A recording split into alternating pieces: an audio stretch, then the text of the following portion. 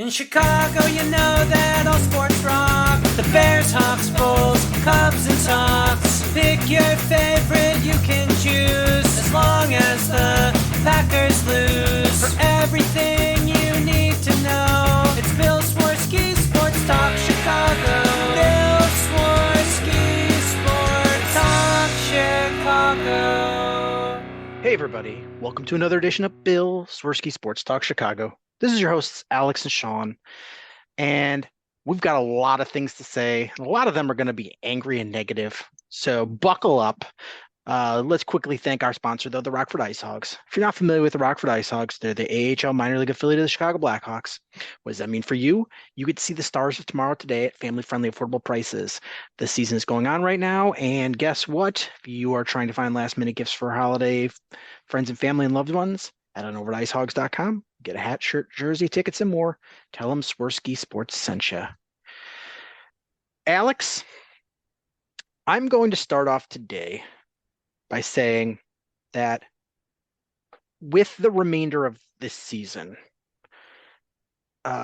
we were evaluating head coach, offensive coordinator, quarterback. Mm-hmm. And it seems the whole world thinks that everything is on the quarterback.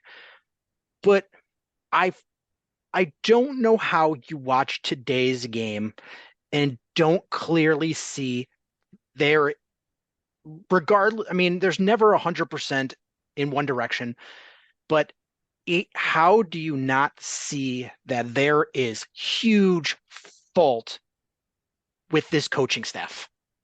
Big time. Big time. I mean, this is a coaching staff that has lost you games that you should have won. It seems like every time they lose a game like this, there's some wild stat that comes out where they're like, oh, teams have never lost like this until today when the Bears did. Do you want to know what today's special stat is for this loss? Oh, God, please just go ahead. Hit me with it. Since 2015, now keep in mind, 2015 is almost a decade. So this is a lot of games being played across by all professional NFL teams. Since 2015, teams with 3+ sacks and 3+ interceptions and a pick six were 40-0. And now they're 40-1. Because we lost today, because we sacked Joe Flacco 3+ times. We had 3 interceptions, one of which was a pick six. The other was almost a pick six. And we somehow found a way to lose. Because that's what we do. And you can look at the millions of opportunities you had that you couldn't win this game when you had the game essentially won. You know what? All I can think about right now, is that ball popping off Darnell Mooney's chest. But you know what the sad thing is about that? It should never have come down to that. The fact of the matter was, you had a 17-7 lead. Your defense was eating Joe Flacco for lunch. All you needed were a few first downs on offense. And here you are running pitches to your freaking running back behind the line of scrimmage and losing yards. And, you have a 4th and 1 where you actually call a good play call, but Darnell Mooney can't block, and you miss that 4th and 1 by mere inches. Not to mention the fact. Let me put an asterisk on something you hit on. Okay. Is Darnell Mooney missed a block that would have given the Bears a first down.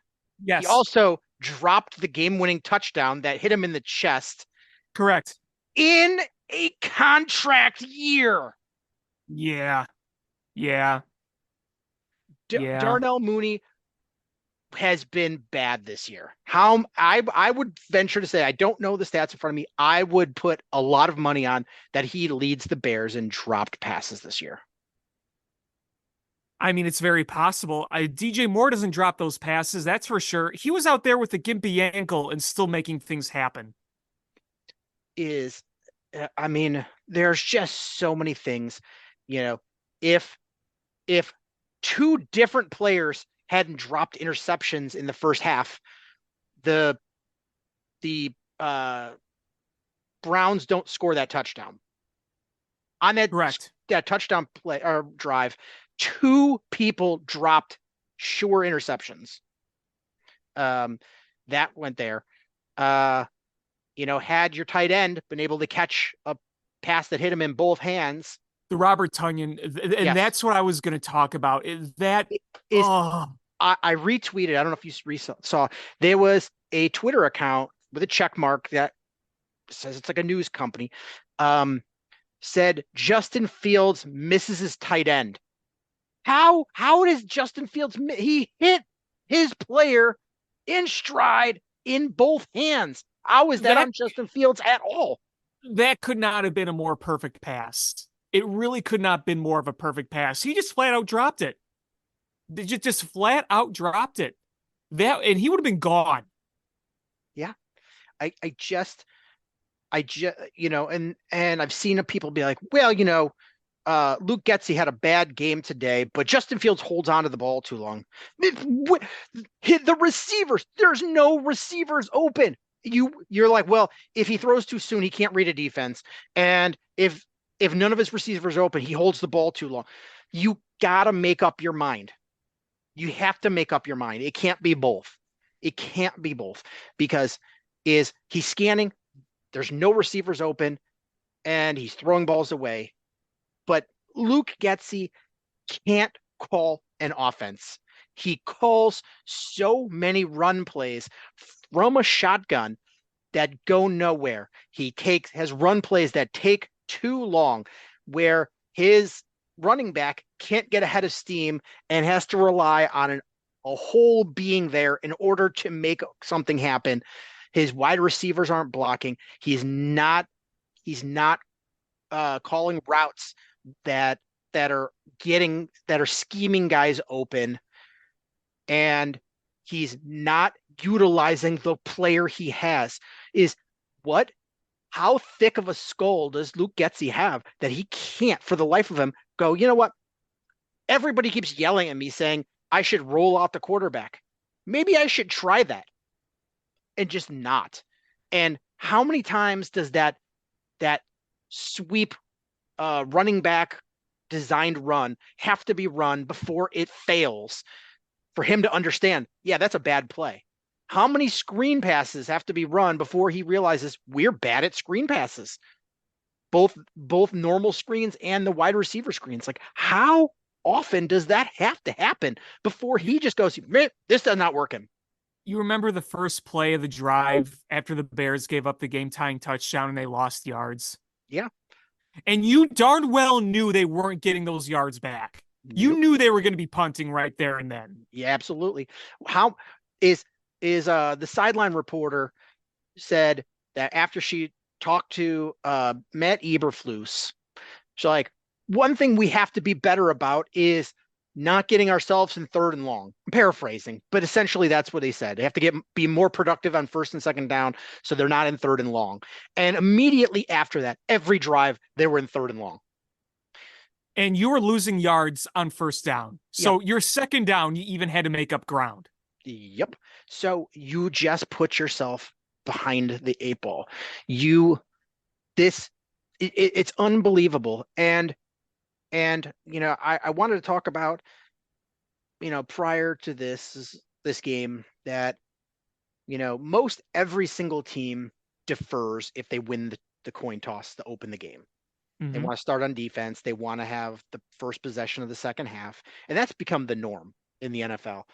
And Matt Eberflus almost always accepts and takes the ball in the first half because the Bears have been very successful running those scripted plays. Mm-hmm. What did the Browns do when they won the toss today? They deferred. No, they accepted. They took the ball first.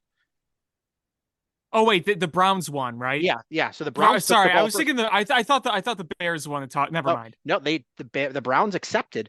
They took the ball first, stopped the Bears from running those scripted plays to offer it up the bat, and put the Bears in where they're running a standard offense and not getting the ball at the 25.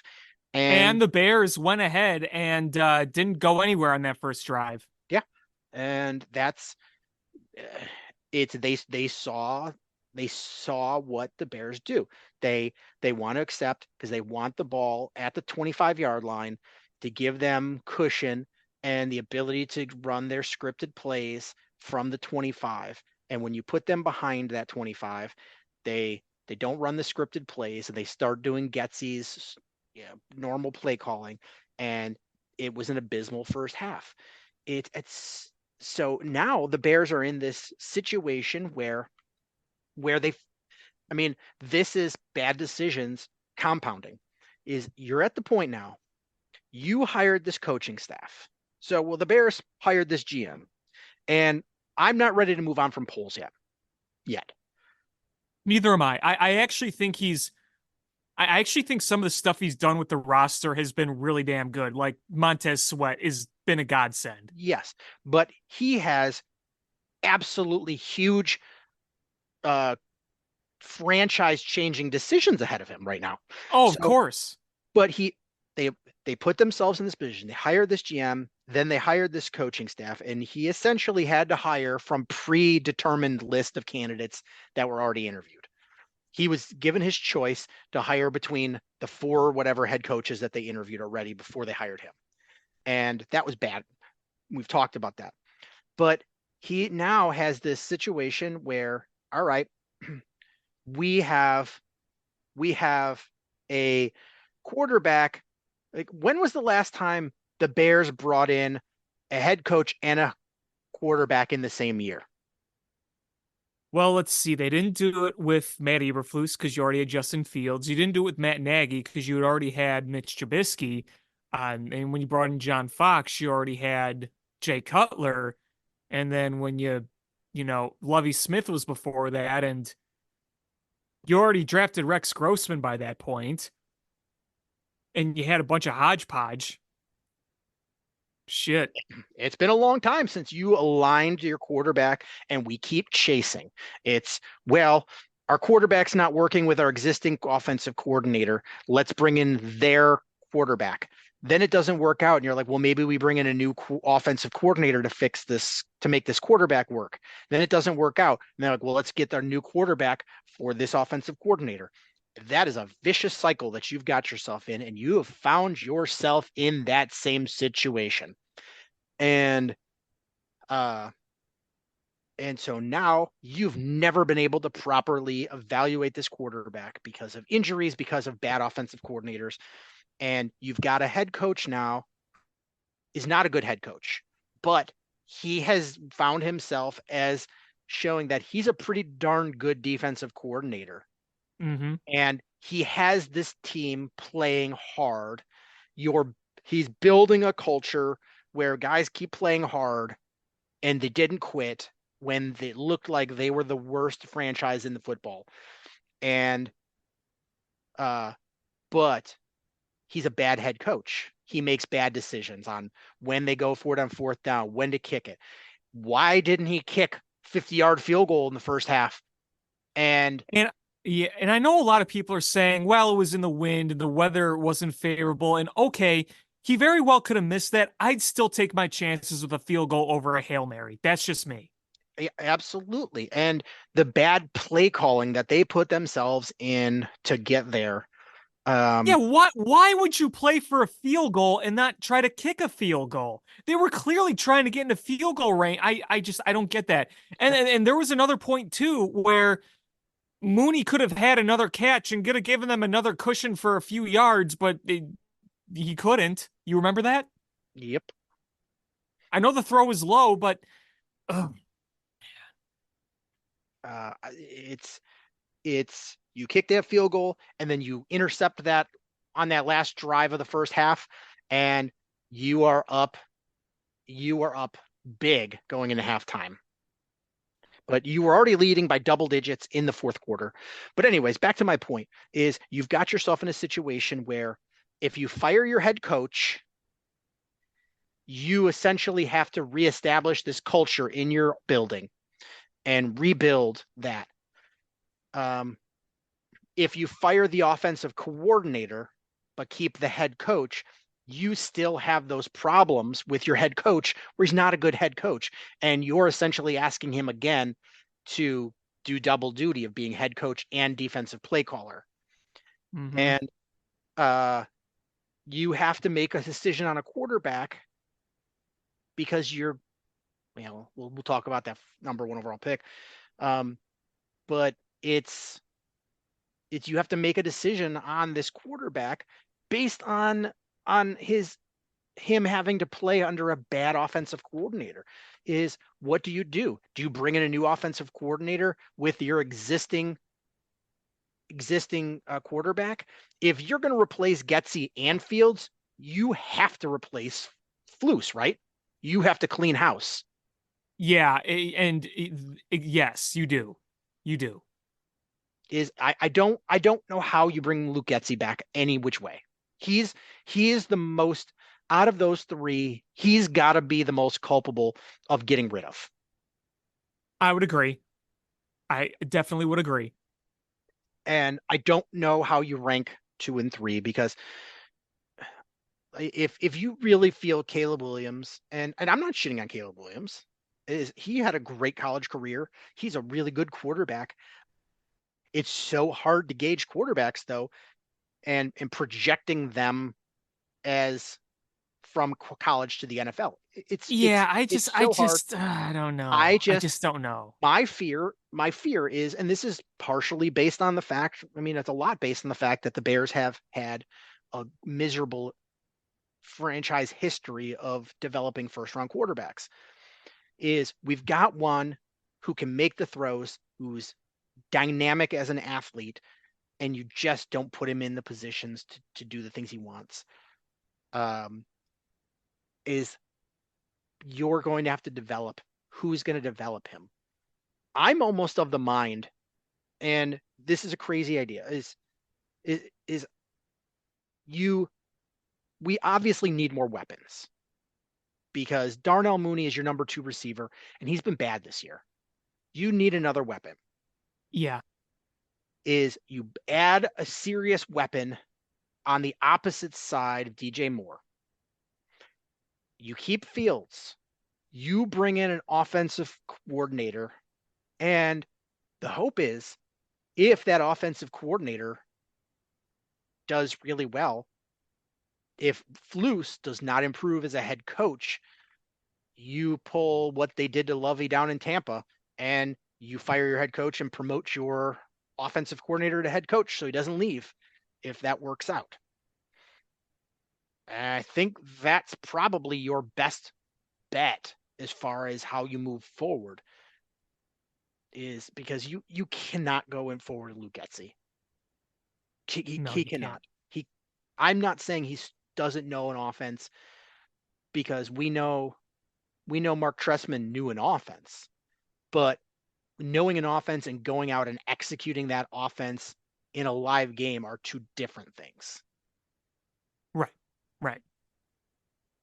And I don't know Luke Getsy enough to know about the former, but the latter, he cannot go in there and call a game. He's bad at it. Yep. I mean, Sean, here's the thing about today's game too. We could talk about, you made the good point with the scripted plays on the first, and frankly, I missed the kickoff, so I didn't realize who won the coin toss. I just knew that the Browns were getting the ball first. But, that's a good point you made. But despite that, despite the Robert Tonyan drop, despite, we're giving Fields a lot of credit for the things he did do. There were some rough moments too. Let's not pretend like there weren't. I mean, there were 2 passes of his that should have been picked off. Absolutely. Absolutely. He did not have an outstanding game regardless. But despite that, despite the Robert Tonyan thing, like I said, all you really needed was maybe a few first downs late in the third quarter, and you win that game. I truly believe that if you convert on that 4th and 1, they end up winning that game. I really do. Because maybe at the very least, you burn a little time off the clock and you kick a field goal, which puts more pressure on the Browns. If you could have gone up 20-7 with a little time burned off. I think that seals it. Truly all you need. It shouldn't have come down to a Darnell Mooney Hail Mary. It really, really shouldn't have. And it shouldn't have also been impacted by another good fields throw that Travis Scott flat out dropped. You remember that on the final drive. I mean, obviously, they because if he catches that, you're at midfield with more time. So at the very least, you could have set yourself up for a field goal and sent it to overtime. Overtime, who the hell knows? But, obviously, like that Hail Mary pass was the Bears season in a nutshell. Everything sucks. The pass goes up, and then there's the glimmer of hope, the very brief glimmer of hope, and then nope, everything sucks. That is the Bears season. That's the Bears season where good things are right within grasp, and yet you let it slip out of your fingers because you have blown historic games. You have lost historic games. And it's alluding to what I said at the beginning of the show. You find ways to lose games. No other teams find ways to lose. Only you do. Yep.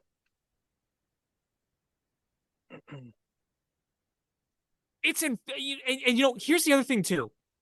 I want to make something very clear. Regardless of today, I was never big on the odds of Bears playoffs, win out in the hunt, run the table, blah, blah, blah. But at least if you would have won today, there's still something to play for. Mm-hmm. Something. Even if the chances are slim to none, there's something. Now you're just thinking, oh, what? We're going to beat two bad teams, win 7 games, and that'll probably be enough to justify running it all back next year. I hope that Kevin Warren looks at this whole situation and he looks at the context of a season and not just the win-loss. Because you can say, hey, 6-7 wins. At the end of the day, hey, that's a big improvement from last year. Guess what? Last year, you were losing on purpose. You had nothing last year. Equanimous last year, you had the worst record in the league. Right, and Equanimous St. Brown was your number 1 wide receiver by the end of the year. You should be improved. And there are legitimate improvements on this team that are good. You look at what the defense has become. It's awesome. You look at the offensive line. Today got bullied a little bit, and Tevin Jenkins' injury is a big concern, but it's a far cry from where it was in the middle of last year. So you can legitimately say with good news that there is improvement here. But you know what? You got to look at the context here, because we could be sitting here right now. We have 5 wins. We could easily have 8 right now. Yeah. Yep. And I know you're still building up. I get that. But you know what? This is the NFL. Every season is precious in the NFL. And if you have opportunities to win and you don't, that's an indictment on your team. We can talk about all the close losses last year. We accepted those. We understood what the plan was, and we understood this year was not going to be a Super Bowl team regardless. But when you lose these games the way you do, that can't be accepted. Even if you're not planned on winning a Super Bowl this year, it doesn't matter. This isn't baseball where you're like, okay, we tore it down last year. We lost 100 games. This year, maybe we'll lose 90-ish games. We built up our farm system. If this year you have a chance to win games in the NFL, then you want to close those out. Especially a season like this where you're not depending on your first-round draft pick. You have that Carolina one. So you're not worried even about like, oh, you know what? If we're not going to make the playoffs, let's optimize our draft position. Like that's not the case. You're playing with house money. Stupid Falcons. Oh my God. I can't believe it. This should have been the week that we locked it up, but now it's really in flux. If the Panthers are able to secure that number 1 pick. Let's just hope they don't win another game. Because if they don't win another game, nothing else matters. But yeah. The Falcons need a quarterback bad. I've said for months, What if the if you gave them Packers Justin Fields. What if the Packers screw us by losing to the Falcons next week? Oh, I'm sure. Yeah. The Panthers or the Packers who got blown out today. Yeah, by Baker Mayfield. That team is a lot better than I thought it would be. You Props know, to them. Props to I Todd Bowles. is Baker's playing well, and that team is not that bad. They've just had No, give him credit. they've had some tough losses this season, um, but they've they've played pretty well. Yeah, I got to give him credit. They have played well. Uh, I think I think they're going to be the ones that win that division. Not saying much, but still. True. I mean, there was a time in this past offseason I actually thought the Buccaneers could be the worst team in football.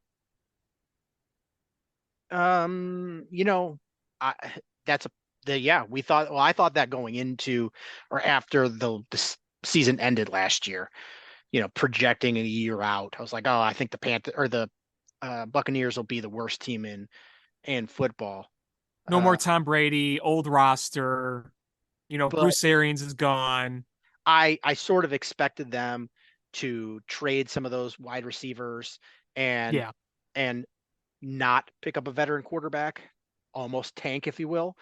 But right. they didn't. They brought in Baker. He had a resurgence. You didn't trade those wide receivers. You did not waste the season. No, no. I mean, again, you could give the coaching their credit. You could give Baker Mayfield credit. I mean, they like you said, they could have easily tanked and they didn't.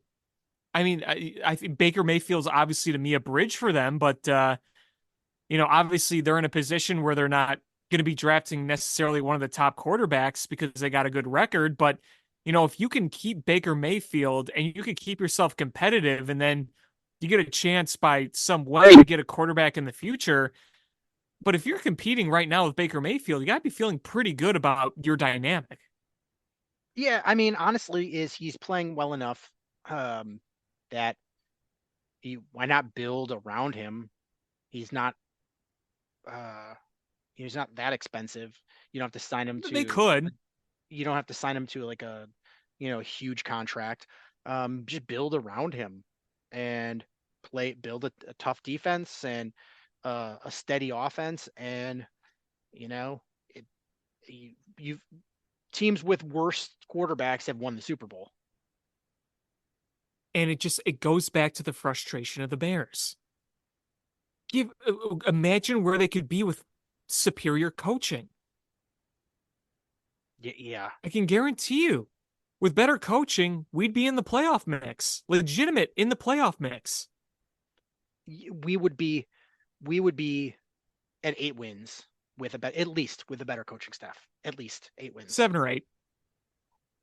I mean, I think you win all 3 of those games that you blew: the Broncos game, the Lions game, and today with a better coaching staff. Those are just sure, easy low-hanging fruit wins. That's not even like, oh, week 1 against the Packers, you would have been prepared. Sure. That's the 3 just absolutely. How did you lose those games? Right. So, like, you don't lose those games if you've got a Sean Payton as your coach. No. And you look at the other situation too, where you say, okay, what are the losses that really didn't bother us as much? The Chargers game, Tyson Bagent on the road. I know the Chargers ain't great, especially with Herbert. Now, I mean, you saw what happened their last game, right? Yeah, well, I mean, they didn't have their quarterback or their top receiver right in that game, and they quit. Exactly. They'd already quit. When the Bears played them, they were still in the hunt, and they had their quarterback and wide receiver, and they were playing for something. Exactly. The Chiefs game. All right, the Chiefs aren't that great, but you know what? Andy Reid outcoached Eberflus and Luke Getsy. Right. And, listen, we never expected to win that game, although the way they just got completely, I mean, that was The Bears didn't even look like an NFL team that game. But like, listen, if you had a better coach and you lose that game, like I mean, like if you lose to Patrick Mahomes and Andy Reid, if you lose that game, like I don't know, 35-24, you're like, okay, like listen, you just got beat by a better team. Okay. So, but that's the point being that either way, that's not a loss we look back and say like, oh man, we should have won because clearly it's the exact opposite. But the ones you go really the losses you truly go back to in this season are the three you just mentioned: the Broncos in Detroit and today in Cleveland. And then we have to bring up week one against the Packers because of how ill prepared you were. So ill prepared. And listen, maybe you don't win that if you're better prepared, but maybe it's not as bad. I mean, the part of the reason they lost that game was because of how ill prepared they were. It is. I still contend Jordan Love is not a good quarterback. They just have a very good head coach. Alford's good. He's good. I don't think so. I think that system makes him look a lot better than. I don't think he's No, terrible. I said Matt LaFleur is good. Matt LaFleur I think is very good. Even though Yeah. there was a period where Packer fans wanted to run him out, but I think Jordan Love is a mediocre quarterback that looks good in that system. And if they had a real like a an above average quarterback to a great quarterback, they would be Super Bowl contenders with You this mean like Aaron Rodgers? like Aaron Rodgers. Just as an example. Yeah.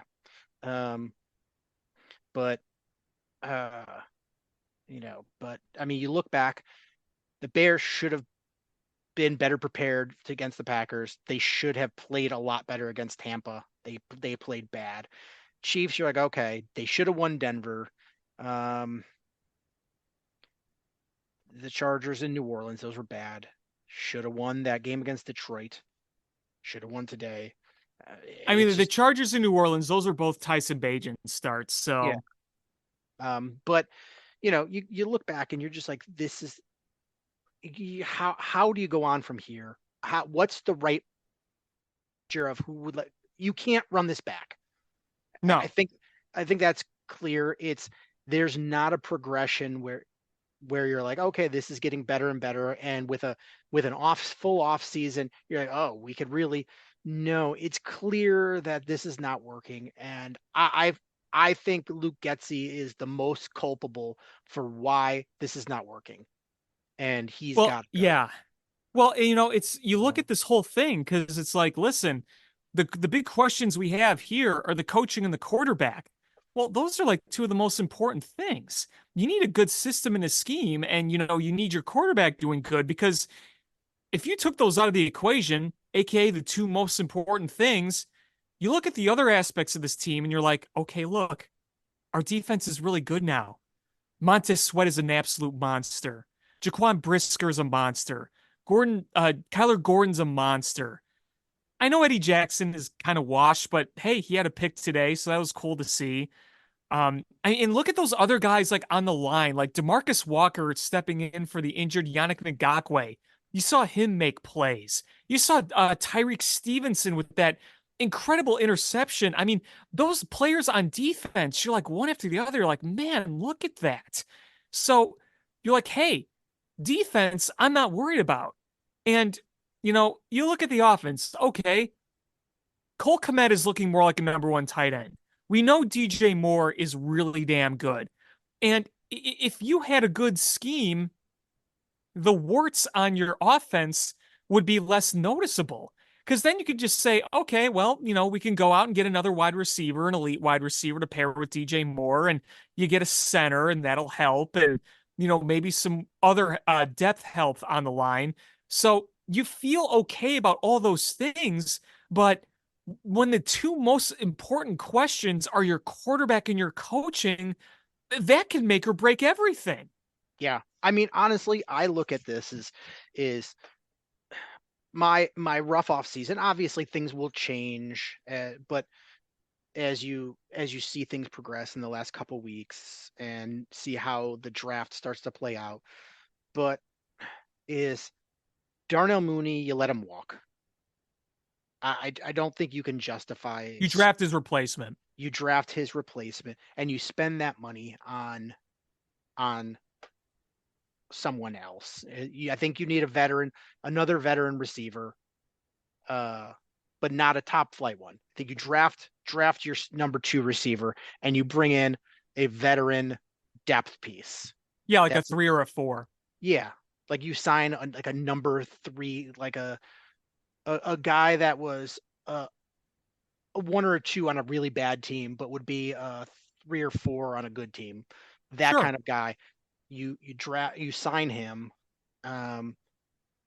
and you spend these first 2 picks, both your first rounders, on a wide receiver and an edge rusher, because we've seen how improved that defensive line is with Montez Sweat.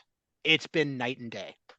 And that stat was crazy, where he's still leading 2 different teams in the same year in sacks. He's a monster, man. And he's revolutionized this defense. Yeah, you add another edge rusher on the opposite side, and you let Yannick Ngakoue walk. You've got your other 2 guys, and they're their rotational pieces. So you've got 2 like elite edge rushers. You bring in one of it depending on, as we get closer to the draft and after the combine, after the pro days, you sort of feel how the draft is going to go. But if one of the top edge rushers is going to move up the board, you use the first of the 2 picks on him, and then the second on one of the top 3 wide receivers. I love Marvin Harrison Jr., but those top 3 wide receivers are all real good. Yeah. They're all real good. The one from Washington, the one from LSU, and Marvin Harrison. They're just all really good. I don't think you can really go wrong with either or any of those 3. You add one of the top edge rushers, and you re-sign Jalen Johnson, and you shot yourself in the foot by not signing him to an extension earlier. He's going to cost more now, but you sign him to that extension, and you bring in another edge rusher, and that defense, and you spend a 3rd round pick or a 2nd round pick on a safety to replace Eddie Jackson. And suddenly that defense is actually pretty stacked, and you draft a center and or sign a free agent center, get some depth on that offensive line. You've got another piece with your top flight wide receiver, and you bring in a new offensive coordinator. And I think you have the makings of a playoff team. I really think that's a playoff team. I don't disagree. You want to hear another stat I just saw? Let's go.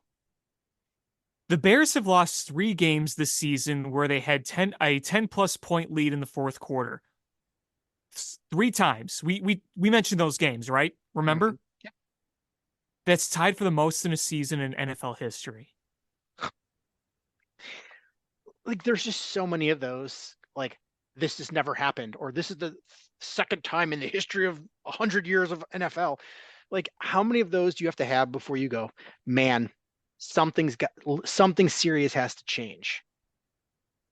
And I want to say a few things that I've heard talked about way too much on sports radio, and not just by callers, but by hosts and guests, is we are not going to draft Caleb Williams and keep Justin Fields. That's just not going to happen. Yeah, no. That's just not going to happen. Period. So that's a silly thing to think. It's and the other one is bring in a new head coach and keep Matt Eberflus as your defensive coordinator. That is not going to happen. And it's in a dream world, I would like to have that happen, but yeah, it's not going to. And why would he do that? I just don't see us. I can't think. Maybe it's happened, but I can't think of a situation where you had a head coach that you demoted and brought in a new head coach. Fired, yes. Demoted, no. That's just got to be a weird dynamic in the building where you were the head coach this year and then next year you're the defensive coordinator and there's a different head coach. If you take a pay cut and become our defensive coordinator, I'll give you a whole box of crayons. I mean, it wouldn't even be a pay cut. It would be you'd be making your salary because you already have a contract. But the demotion of title and responsibility. I mean, you know, it when you could just be fired and get the same amount of money and not have to work. Well, hey, when I say a pay cut, I'm talking as Ding Dong George here, so you know it doesn't make sense. We're talking about bribing him with crayons. We're not going to demote Matt Eberflus to defensive coordinator and bring in a new head coach. Not going to happen. We're not going to draft Caleb Williams and keep Justin Fields. And I know we're hearing the report of 7 anonymous general managers said that they would move on from all of them would move on from Justin Fields, and it's all based on an opinion, right? That's all based on an anonymous opinion. Number one, you have to believe that those were actual GMs and current GMs and not former or not Ernie Accorsi or Bill Polian or whoever they talked to. Mike Lombardi, who drafted Johnny Lombardi, who drafted Johnny Manziel with a first. And number two is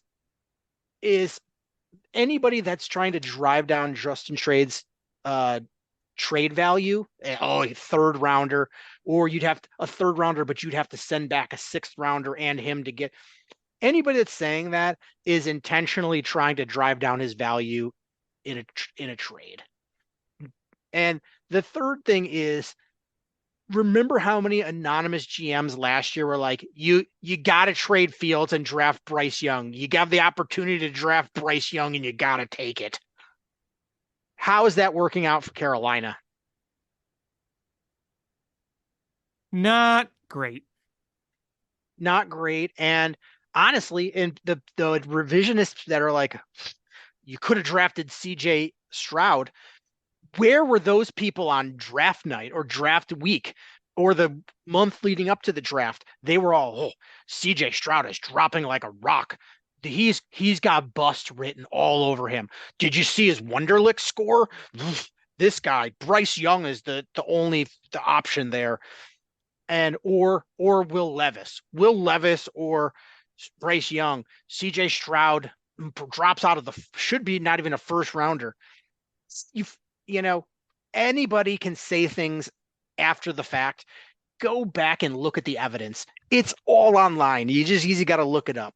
Watch the people that were down on CJ Stroud, and it was a shocker how early he went in on draft night. People were like, whoa, because but now they're saying, well, the Bears could have drafted CJ Stroud last year. That's the thing, is 9 teams could have drafted, or 11 teams or whatever could have drafted Pat Mahomes. But if we all knew what Pat Mahomes was going to be, he would have gone number 1. Ryan Poles had a plan with that first overall pick. I mean, yes. It's just... And he had a plan, and the plan has worked out. And the thing is Caleb Williams is a better prospect at quarterback than Bryce Young. That's just, Bryce Young, and it's mostly because Bryce Young's size. But Caleb Williams has been talked about for the last several years. You're like, that year that Caleb Williams comes out, you're going to have teams tanking. And every year, as you get closer and closer to that player actually being drafted, you start looking for the warts. And you know what? USC didn't have a great year this year, but also you saw those good wide receivers he had the previous year all left to the NFL. Like Jordan Addison left for the NFL, and Jordan Addison's pretty darn good. And we're seeing that with the Vikings, especially with Justin Jefferson being hurt. You're seeing Jordan Addison look pretty darn good. But it's USC is losing, but they're losing the games that we hoped Justin Fields would lose. They're losing 48-40. You know, uh, I you can't. It's not because they were losing because Caleb Williams was terrible,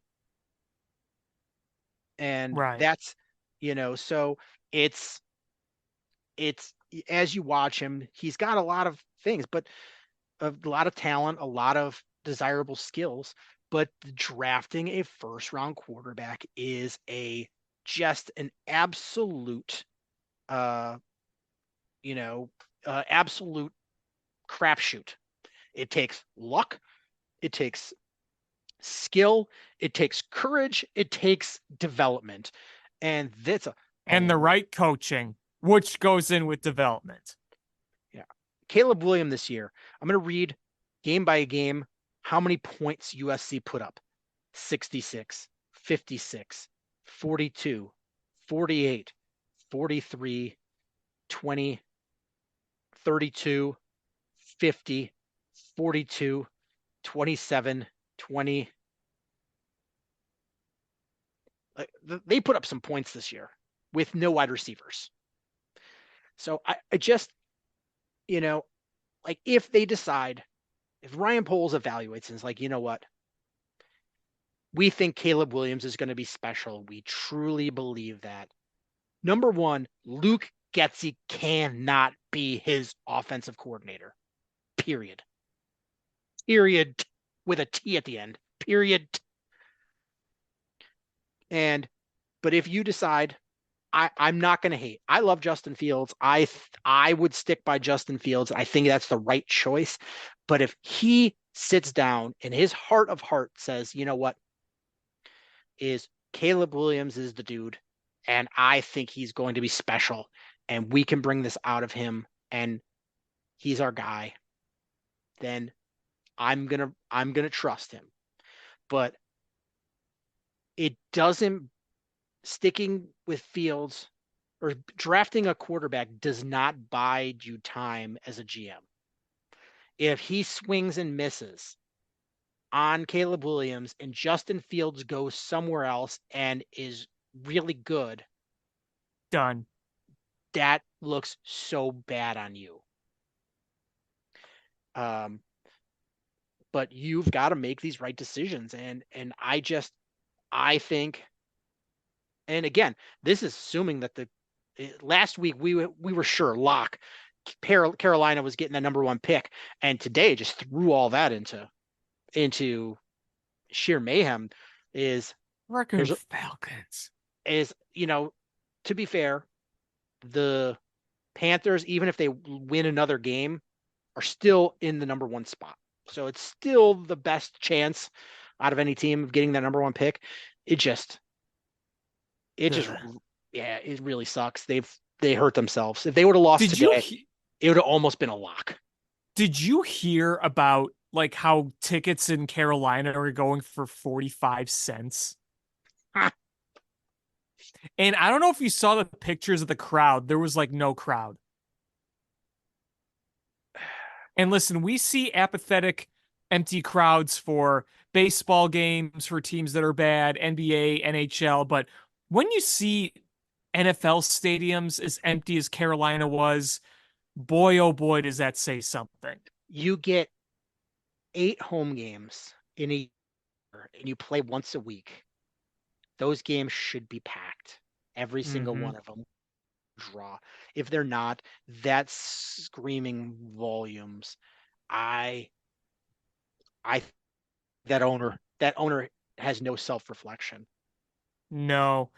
Though I'm going to ask this question. Obviously, they'll draw better than Carolina, but these next few games for the Bears at home at Soldier Field, I bet there's going to be a number of no-shows now. Because had you won today and you would have been playing for something, I think there's more energy and more people packed next week. I think they're not. I would agree with you normally, but the fact that it's Christmas Eve, New Year's Eve, I think it's going to be an event people are going to go and do. That's going to bring people out. I think if it was like Might depend on the weather because I remember a few years ago when the Bears played the Browns and the weather was, it right, was snowy and there was like nobody there. maybe you might be right. Uh, but this whole Caleb Williams thing is the way I look at it is if you do wind up with that number one pick, I think Caleb Williams is a strong enough candidate that you could get really good value for trading for him. And you have to evaluate is, if you think he's good but not great, then I think you have to take all of that draft capital you get to use it to build your roster. And if you think he's going to be great, and I hear Danny Parkins, I like Danny Parkins. I know a lot of people don't. I like Danny Parkins, but I think I I really want to argue with him on this point. He keeps saying he's like, you draft that great quarterback, and every year it makes you a competitive. And I agree with that point. But how do we know that Caleb Williams is going to be great? When was the last number one overall pick that made a team a Super Bowl contender every year? I mean, I think you can put Jordan Luck, Andrew Luck in that conversation. Obviously, he got hurt, but you remember He, Jordan. Why do I keep calling him Jordan? it, Andrew Luck's rookie year, they went to the playoffs and they went from 2 wins to it was either 10 or 11 wins, but they made the playoffs his rookie year. yes, and he was good, and I think he was about to hit that stride before he retired. Uh, but and he made them competitive, but I don't think Super Bowl contender. So I will put that one as an asterisk, as a I'm not going to argue, but I probably wouldn't have made that. He made them very good and very competitive. Let's see. Bryce Young is not looking that way. Trevor Lawrence is making them better, but they're not a Super Bowl contender, I don't think.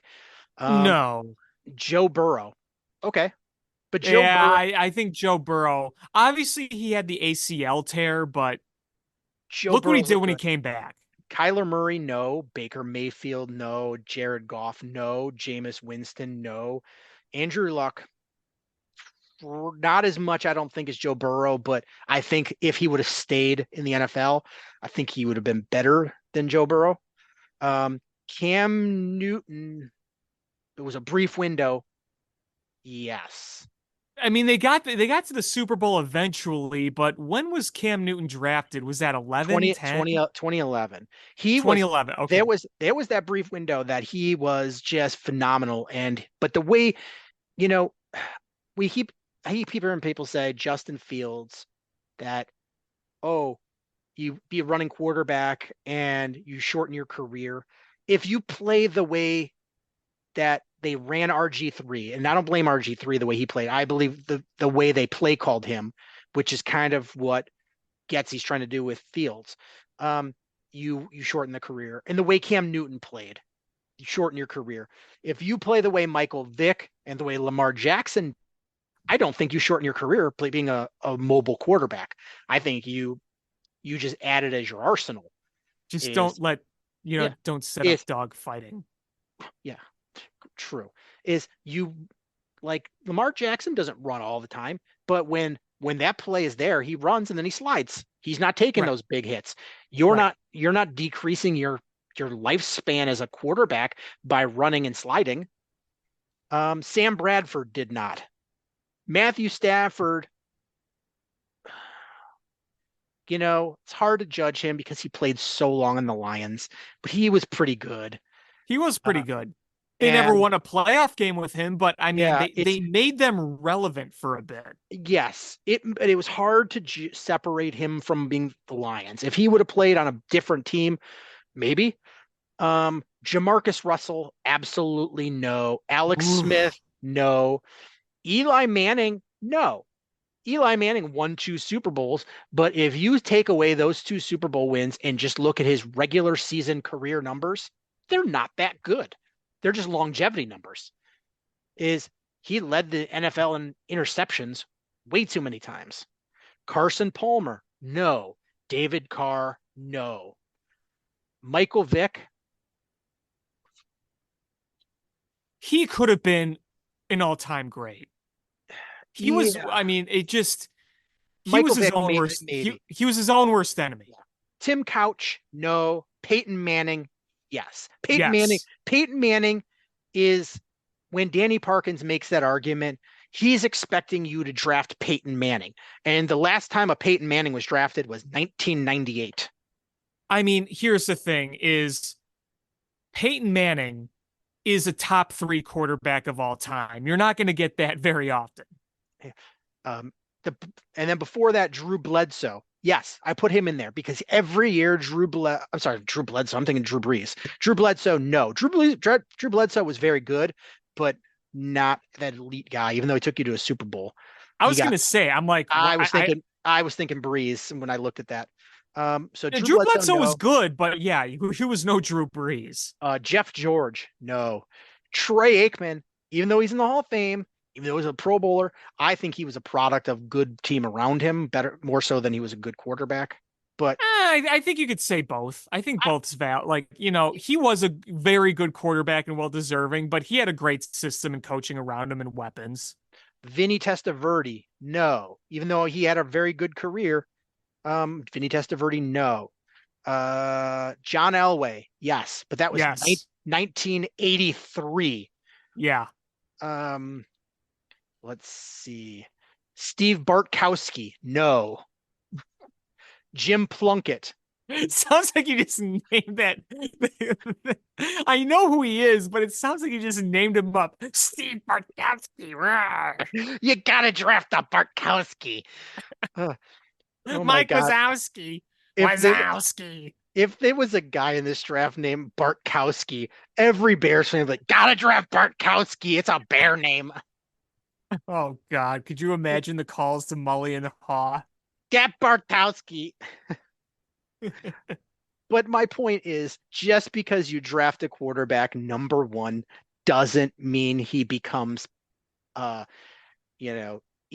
or Peyton Manning or Tom Brady or Patrick Mahomes. It doesn't mean that. So just because you go, oh, if you think that you can do better than Fields, doesn't mean just because you draft that guy at number 1, he's the guy. And just because you're a good NFL or college quarterback doesn't mean it translates to the NFL. There's so much luck that goes into this, and in the work ethic and coaching staff and the system in place and team around you. I just, it's just the fact that you could get 3+ number 1 picks or first round picks for that Caleb Williams pick just makes me say, why wouldn't you take all those bites at the apple? If that all goes out the window, if you pass on Caleb Williams and he becomes a Hall of Famer, then you go, we were stupid to do that. But you never know. Somebody would have passed on, if somebody would have passed on Jamarcus Russell. I remember that year that Jamarcus Russell was drafted, and you looked at that 2007 draft and you're like, man, this guy looks so good. He looks special. And the first 3 picks picks 2 and 3 were Calvin Johnson and Joe Thomas, who were phenomenal. Absolutely Calvin phenomenal. Johnson's an all-time great at his position. Joe Thomas was an all-time great at his position. Mm-hmm. And Adrian Peterson went in that draft. Mm-hmm. And Patrick Willis and Marshawn Lynch and LaRon Landry and Darrelle Revis. That was a historic draft because not only did you get a lot of premium talent, the story of Jamarcus Russell, which I think is a very tragic one. I mean, when people talk about biggest busts of all time in any sport, wouldn't you say at least 7 times out of 10, the first name that comes out of a person's mouth in that conversation is Jamarcus Russell? I mean, At least. part of it is recency bias because that was the last time you had a number one pick that was just an absolute bust. I mean, Jameis Winston has not been anywhere near worthy of that. Oh no. Uh, is Trevor Lawrence has been good, not great. Joe Burrow has been really good. Kyler Murray just has so much potential, and you saw some productivity out of him. Baker, you're like, well, he's done enough to not be labeled a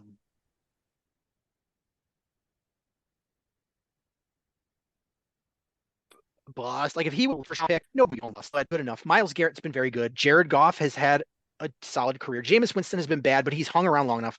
Jadeveon Clowney's done enough. Eric Fisher has done enough. Andrew Luck has done enough. Cam Newton. Sam Bradford has been bad, but he played for so long. You just like, oh, we hung around the league. He was a bust, but not that epic bust. Jamarcus No. Russell has that guy. He had the physical attributes. He was so big and strong, and he had that college resume from a Power Five conference and an elite school at LSU playing against elite competition.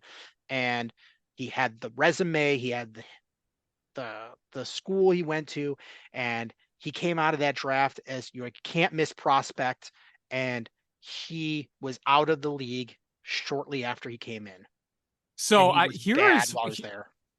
well, here's his final stats because he started in a total of 25 games, appeared in a total of 31, and he threw for 4,083 yards, 18 touchdowns, 23 interceptions.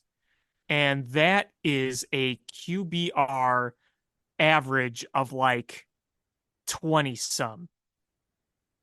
That's pretty awful. His football AV, his value per football reference total was 6. In his final year was a -2. Just brutal. And you know what else is crazy? Can Jamarcus I Russell's can I say one thing about those numbers? What was yeah, his what was his career passing yards, 4,083, and how many touchdowns in his career? 18. In 2006, Drew Brees threw for more than that yards and more touchdowns in one season. He did it also in 2007, 2008, 2009, 2010, 2011, 2012, 2013, 14, 15, 16, 17. He in all of those consecutive, every single one of those years, he had more yards and more touchdowns. Yeesh.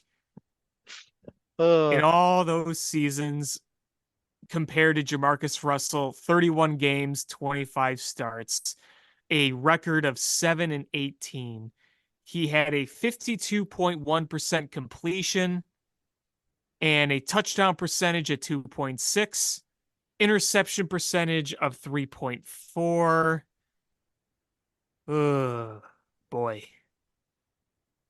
Boy. yeah. So You know it what just else? You know what's he's 38. yeah. He's gonna be 40 soon.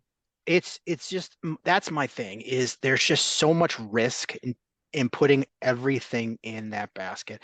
If you look, it's most of those top quarterbacks that you look like. All right, Pat Mahomes I think was what 10, 11.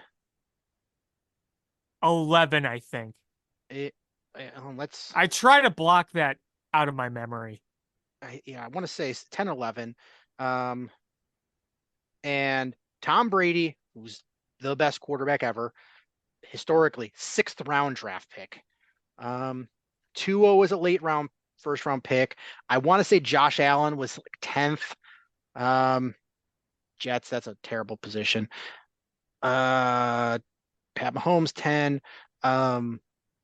Russell Wilson was a third rounder.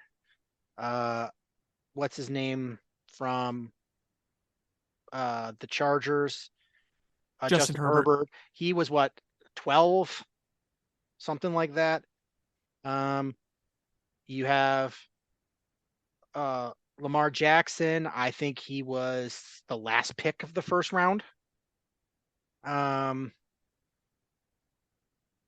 you have Joe Burrow was one overall. Steelers quarterback stinks. Trevor Lawrence was one overall. Uh, Texans quarterback two overall. Titans have bad quarterback situation. Eagles, Hurts was, I think, 24th or 25th. Dak was a third rounder.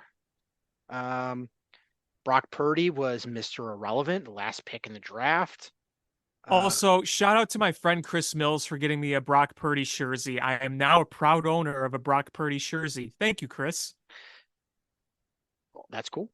Lions, Jared Goff was one overall, but that's not why they're winning. Um, so you Oh, and he have, was picked by the Rams. yeah, So, you have most of these top quarterbacks. They were they were not in one of the top five picks. They were so that that's my concern. Is one over one is a lot of pressure, and if and I trust Ryan Poles. If is I think he's figuring this out. If that's the direction he goes, I'm not going to bellyache about it. I just want everyone to be realistic about the fact that just because you draft Caleb Williams number one doesn't mean that he becomes Patrick Mahomes. And I would say that the odds are way more likely that he's Baker Mayfield than he's Patrick Mahomes. well, there's few people that ever will be Patrick Mahomes. So, Yeah. yes. I mean, in the history of the NFL, there's very few Patrick Mahomes. So the fact that you think you're just going to draft one is, you know, so, but back to this game. Your defensive backs I thought looked pretty good. Your defensive line looked really good. Sweat looked Oh, good. looked Billings awesome. looked really good. They Uh, were getting penetration like crazy when they tried to run the ball. That the Browns couldn't run the ball to save their life. yeah, I think Kevin Stefanski is an actual pretty good play caller. Is look what he's done on with fourth quarterback he's played this year, and they're still in the playoff hunt. I think he's a darn good play caller. And Yeah. you've got a beat up offensive line, you've got a 200-year-old quarterback, and Flacco. I'm not gonna lie, I don't think he's looked bad. Like I think that time off from being a starter helped him. But your offense, the offensive line, didn't look so hot. You really struggled through that center position. There was a lot of Tevin pressure coming in. Jenkins going You down really hurt. yeah, it I hate that he was out, but I'm glad it wasn't back or knee or it was a concussion. And you're like, okay, those things happen. It's not indicative of his long-term health per se. And I know concussions can be, but I'm just saying is if it was that back, that would scare the crap out of me. Uh, your wide receivers, other than DJ Moore, you couldn't get anybody open. They were just locked down. And the Browns are the number one defense in the NFL, and they have It's a the good best defense. and they have the best pass defense, and they showed. They have that pass defense looked good, and Justin Fields was throwing, being hurried at a lot of times he was throwing. You Yeah. know, there was some of those throws that he made bad throws. They were under pressure. He wasn't able to throw with good, uh, good form because he was having to throw from here weird angles or on the run. The one thing I will just keep harping on is when he got that ball stripped from him, he's got to be better holding onto the ball. Yeah, he does. That's just pure Uh, and simple. but the wide receivers just you need an upgrade. DJ Moore is a legit wide receiver, but you need a number two, a serious number two, and Darnell Mooney has taken steps backwards. Literally and figuratively. Yeah. And you know, and the thing is, maybe in the long run, this loss to Cleveland is better for you because if you would have won this game and won three in a row and 4 out of 5, maybe that makes you reevaluate who you hire, who you fire, who you keep, and who you fire.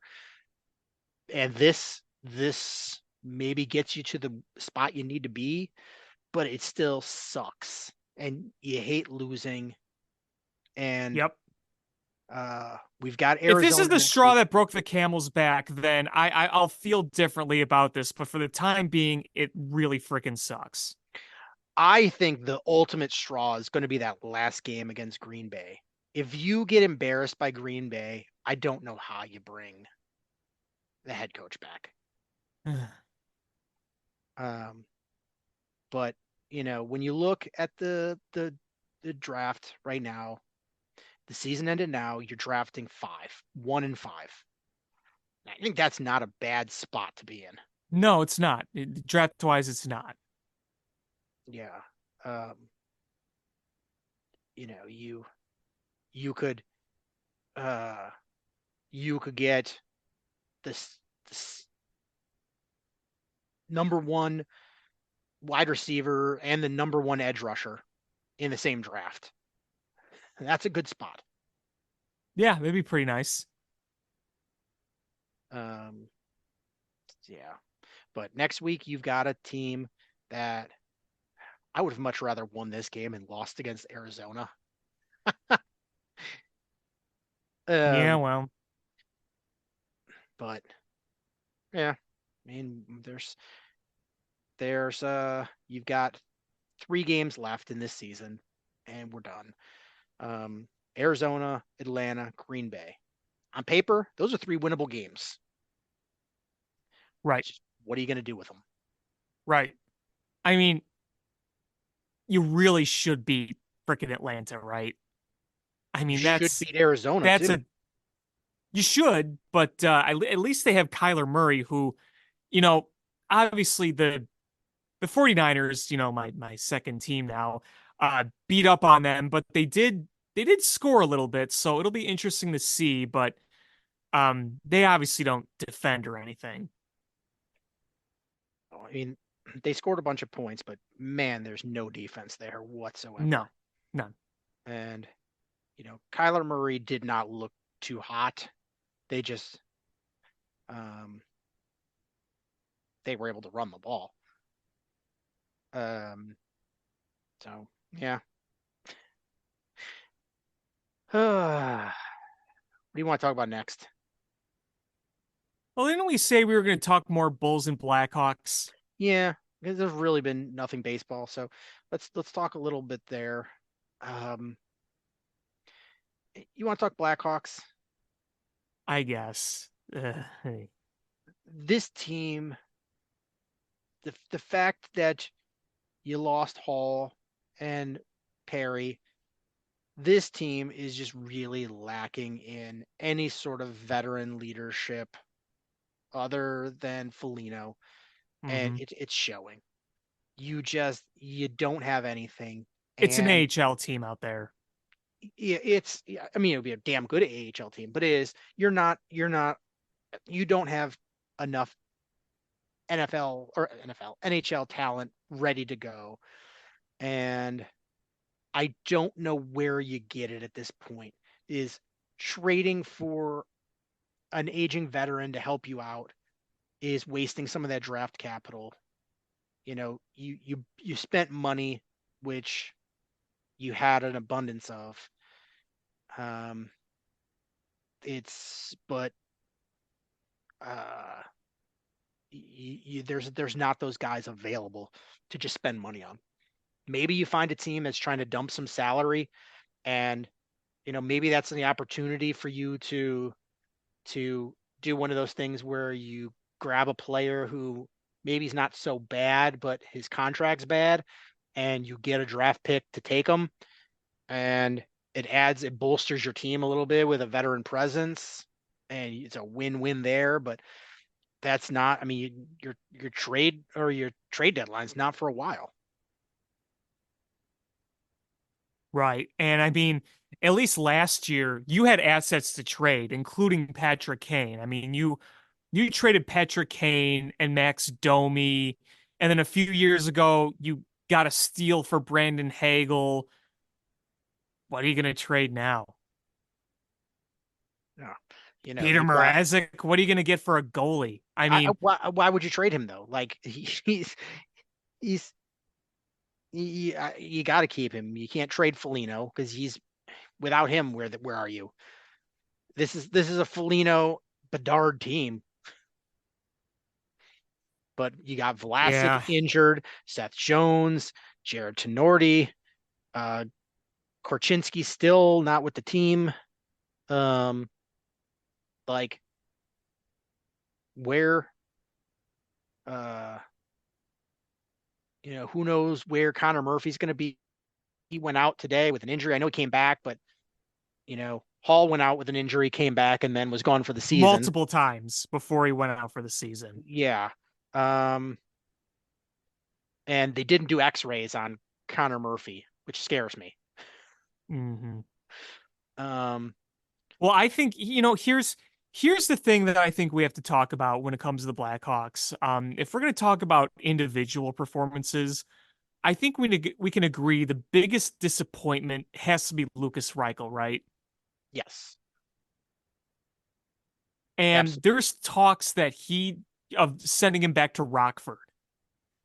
So That's the tough thing is it confidence? And if it's confidence, maybe going to Rockford is good for you. But if it's not confidence, I don't know what going to Rockford helps you with. I don't know either. Frankly, I don't know either. I mean, going to the AHL versus going to AAA in baseball, you have similarities, you have differences. With it's hard to say. It's really hard to say. I mean, you almost feel like you got to learn by doing, but there's clearly something way out of sync here with him. I mean, he Yes. was a healthy scratch not long ago. That's one of your top like prospect guys. When they're a healthy scratch, that's not good. Yeah. You did a healthy scratch, hoping that ignited something. And honestly, to me, I don't think the skill is not there. I think that fire's not there. Like it does he not love the game? It just doesn't look like he's playing hard. And maybe Would that's my sending him to read on it. Rockford maybe be a kick in the balls that he needs? I don't know. I mean, he's only 21. But like it's been a bad run for him so far this year. It has. The good thing is at least he's working on this while wins and losses don't really matter. Right. I mean, that's the thing is you can do whatever you want with this roster. It doesn't matter. I mean, and we talked about this on this show before over the past few months since the season started. You kind of realize that even though you have Connor Bedard, this is probably the low point of your rebuild. You could say it was last year because you sold everybody off and you didn't really have the building block.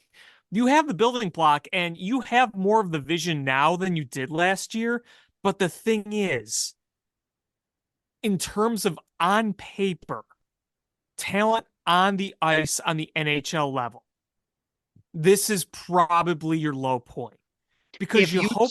take away Connor Bedard from this is the worst team you've put on the ice in a long time. Correct. But I It's don't think it's people are not going out to the United Center to watch that. I still think the low point was before the draft or before the lottery drawing last year. I still think that was the low point because where did you go if you don't win the lottery? Like if you don't have, let's say you got that, what were they supposed to get? The fourth pick last year? I think if you didn't have a lottery, yes.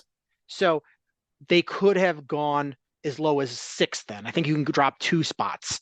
So they theoretically, what if they would have got the sixth pick in this last draft? Where would they be now? They would be so much worse. So I think low point. I agree with you that take away Bedard and this talent pool is really bad.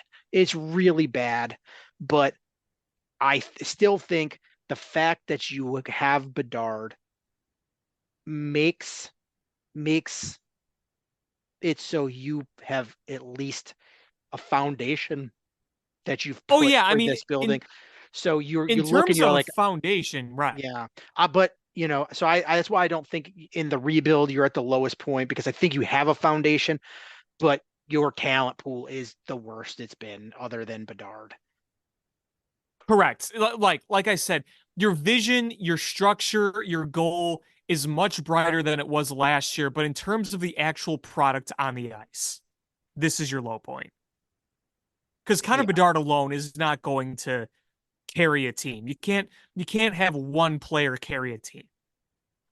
No, you It's can't. just not realistic. Not in the NHL. It's I mean, you can have a guy that just really changes the trajectory of this team.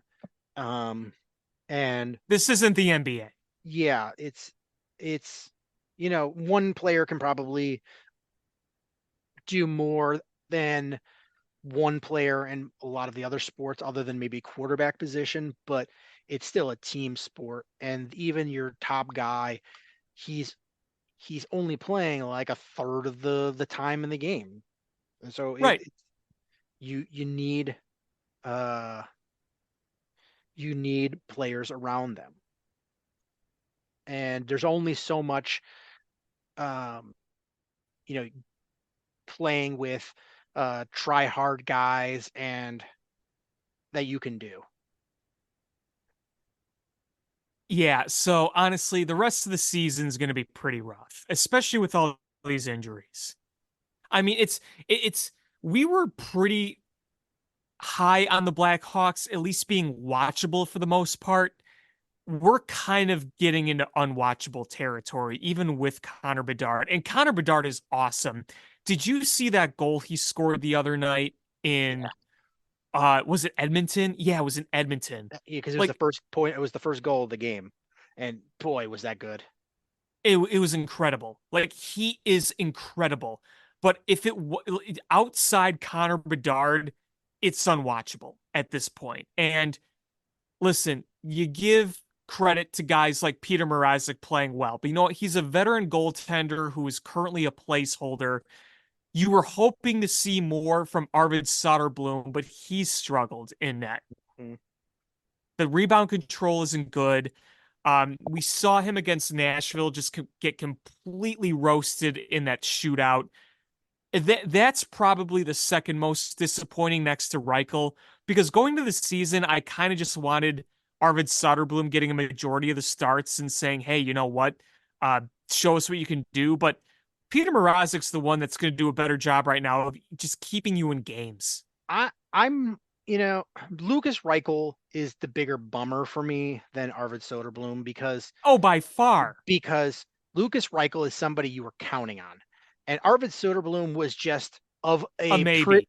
of a pretty deep goalie young pool. He was just next guy up for the opportunity. And you're like, well, we've got a lot of depth here in our pipeline.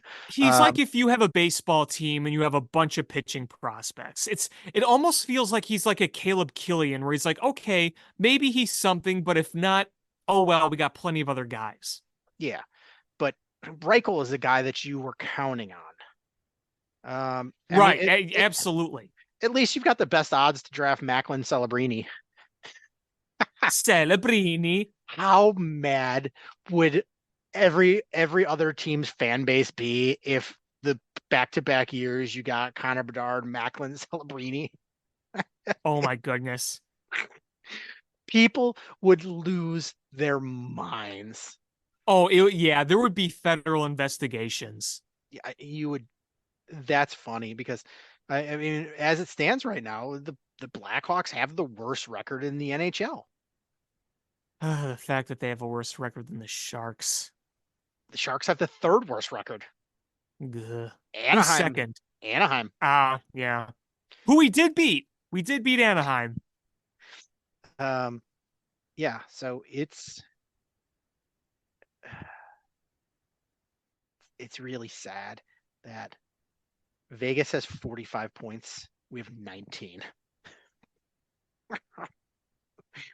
We're a bad team, man. We're a bad team. And it was earlier in the year, you were like, okay, we're losing, but at least it's entertaining to watch.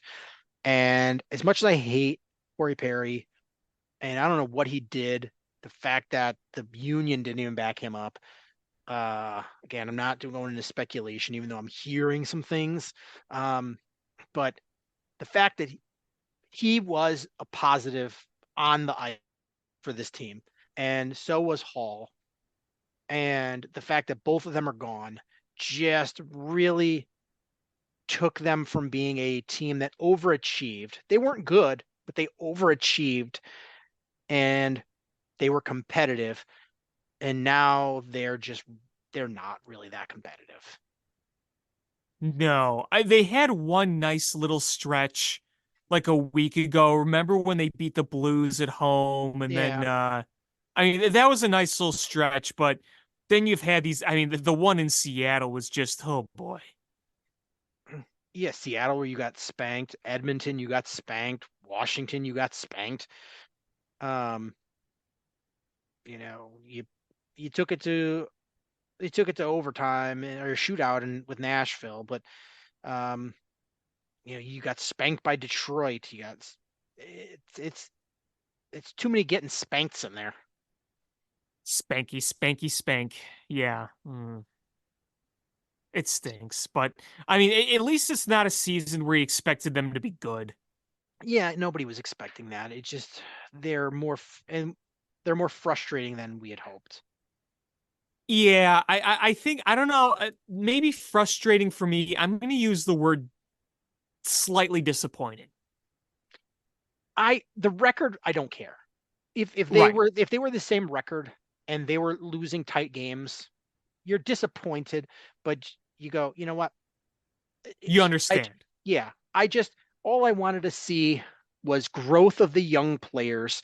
In my dream scenario is you're bad this year, you get another awesome draft pick, but you watch Bedard be great, you watch Reichel look good, you watch Soderblom evolve, you watch these young defensemen progress, and uh, and then you've got these 1 year veterans that are just keeping you afloat and teaching these young players how to be professionals.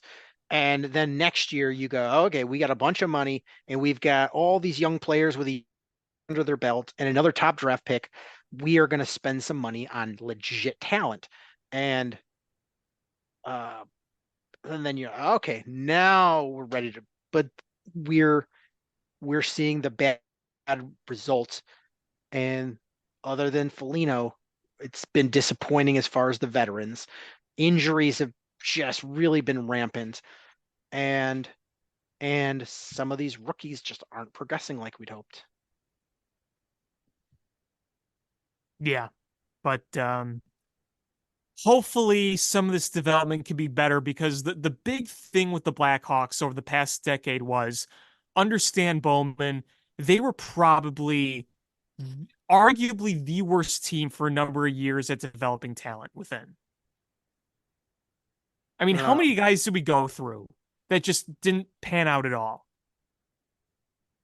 yeah, and you know, maybe things get a little better when Kevin Korchinski's back.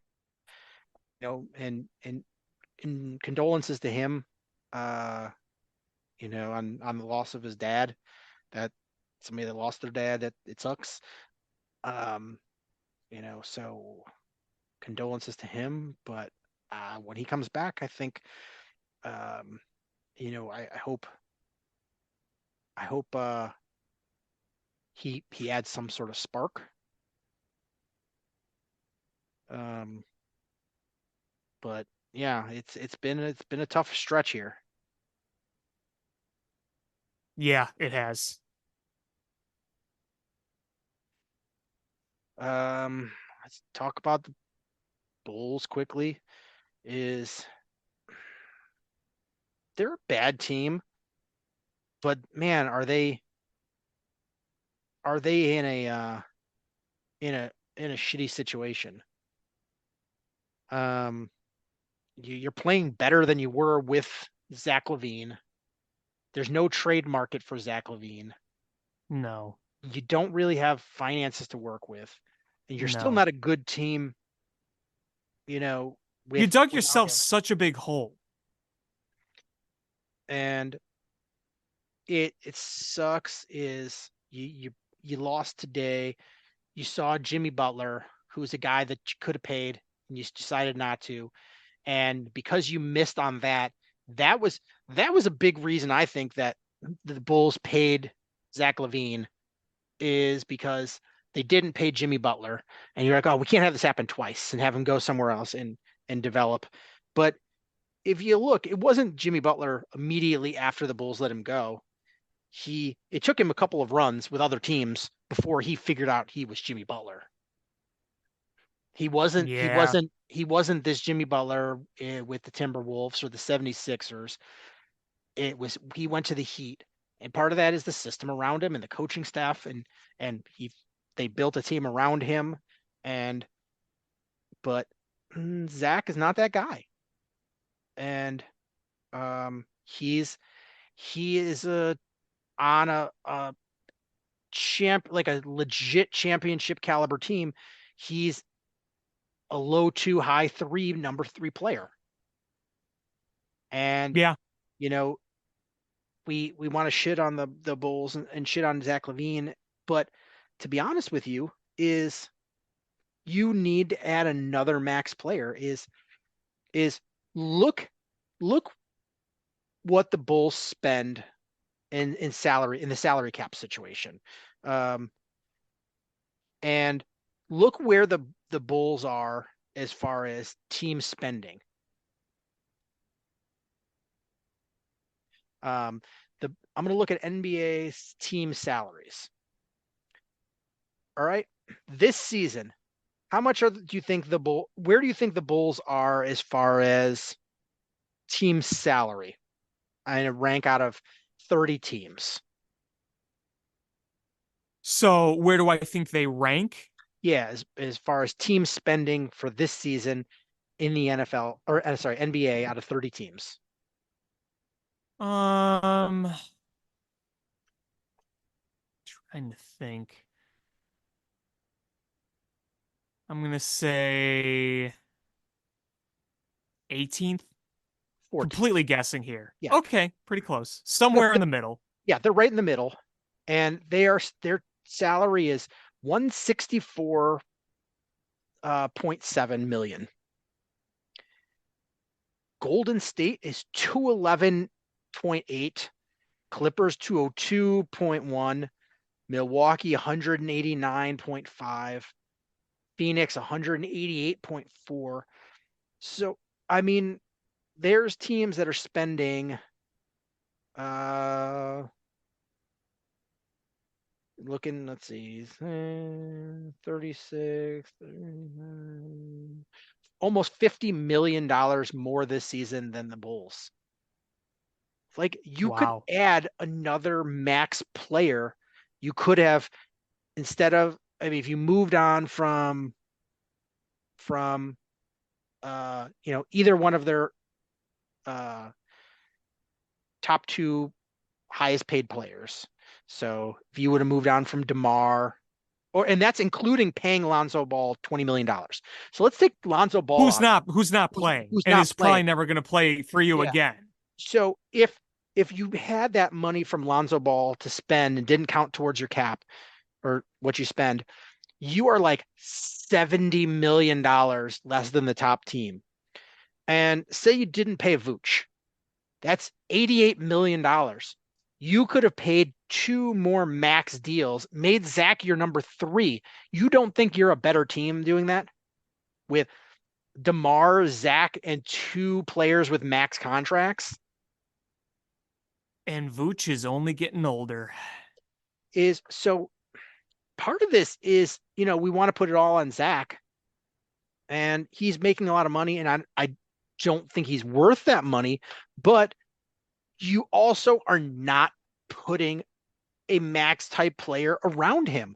What team has one max player that's carrying that whole team by themselves? Right. I mean, that's an issue in on its own. Is And I do look at where the Bulls are, and I think, okay, if you are a better team without Levine right now, how long is that going to last? Because I don't think you're going to last long enough to do anything impactful come springtime. is I want to take out quickly the $20 million is, I think it's a little more than 20 million. It was, how much was Lonzo? 20.5. So let's take out that 20.5 million that Lonzo makes. So that puts you at 144.2. Where does that put you in spending? That puts you as the 23rd highest spending team. Hmm. So yeah, that's a more realistic picture. Is you want, you know, top 10 team results when you're only putting bottom 7 roster money forward. And it goes to my point a little bit, and thanks to my friend Gary for really pointing this out, is Jerry Reinsdorf is probably behind a lot of this anti Zach Levine rhetoric that is being broadcast, because he wants to get rid of that salary. And instead of spending the money to win games, he would rather sell that player off and get that money savings, knowing that he's going to sell a majority of these tickets anyway to his corporate sponsors or his corporate season ticket holders. Hey, David Eckstein, you want So free tickets? there's the top 3 teams in the East are the Celtics, who, let's see, they are the 5th highest spending team. Number 2 is the Bucks, and the Bucks are the 3rd highest spending team, and third is the 76ers, who are the 8th highest spending team. And in the West, number 1 is Minnesota, and Minnesota is 15th, but they've got some contract extensions that are due next year that are gonna really push them over. Mm-hmm. The Thunder, where's Oklahoma City? They're low on there, but they've got some young players. The Mavericks are 12th. So all these good teams are paying way more money than you. Denver is the 6th highest spending team. Golden State's 1. So I mean, really, you look the top 10 spending teams: Golden State, uh, the Clippers, Milwaukee, Phoenix, Boston, Denver, Miami, 76ers, New Orleans, the Lakers. There are a lot of contending teams in that top spending. You're the Bulls. You're not spending that money, No. and you're wanting these results, and you're just not there. You're just not there. And I do think Billy Donovan is an issue. I don't think he's the coach that's going to win you basketball games, but I don't think he's allowed to be fired either, because I think he got a secret contract extension. We've heard rumors about that. And Jerry's not going to fire a manager or a coach that he's paying money to. He's going to let them coach most of it out. It's the Mr. Burns office. Don't forget, you're here forever. But you had Jokic get ejected early in that Denver game, and you still got smoked by Denver. Um, Hmm. you've played Milwaukee pretty tough, but you still lost those games. You beat, That was a tough one, man. That overtime game, that was tough. You couldn't buy a bucket early into overtime. That kind of screwed you. yeah, you beat San Antonio. They're a bad team. They're Uh, horrible. I mean, they've got a player that's going to be elite, but they're just not a good team. No. And There's a uh, reason they won the lottery. They were in position to with not winning yeah, a lot of games. and the sad part is there's some really really bad teams in the NBA this year. Look at Oh, can we Detroit. talk about the Detroit Pistons?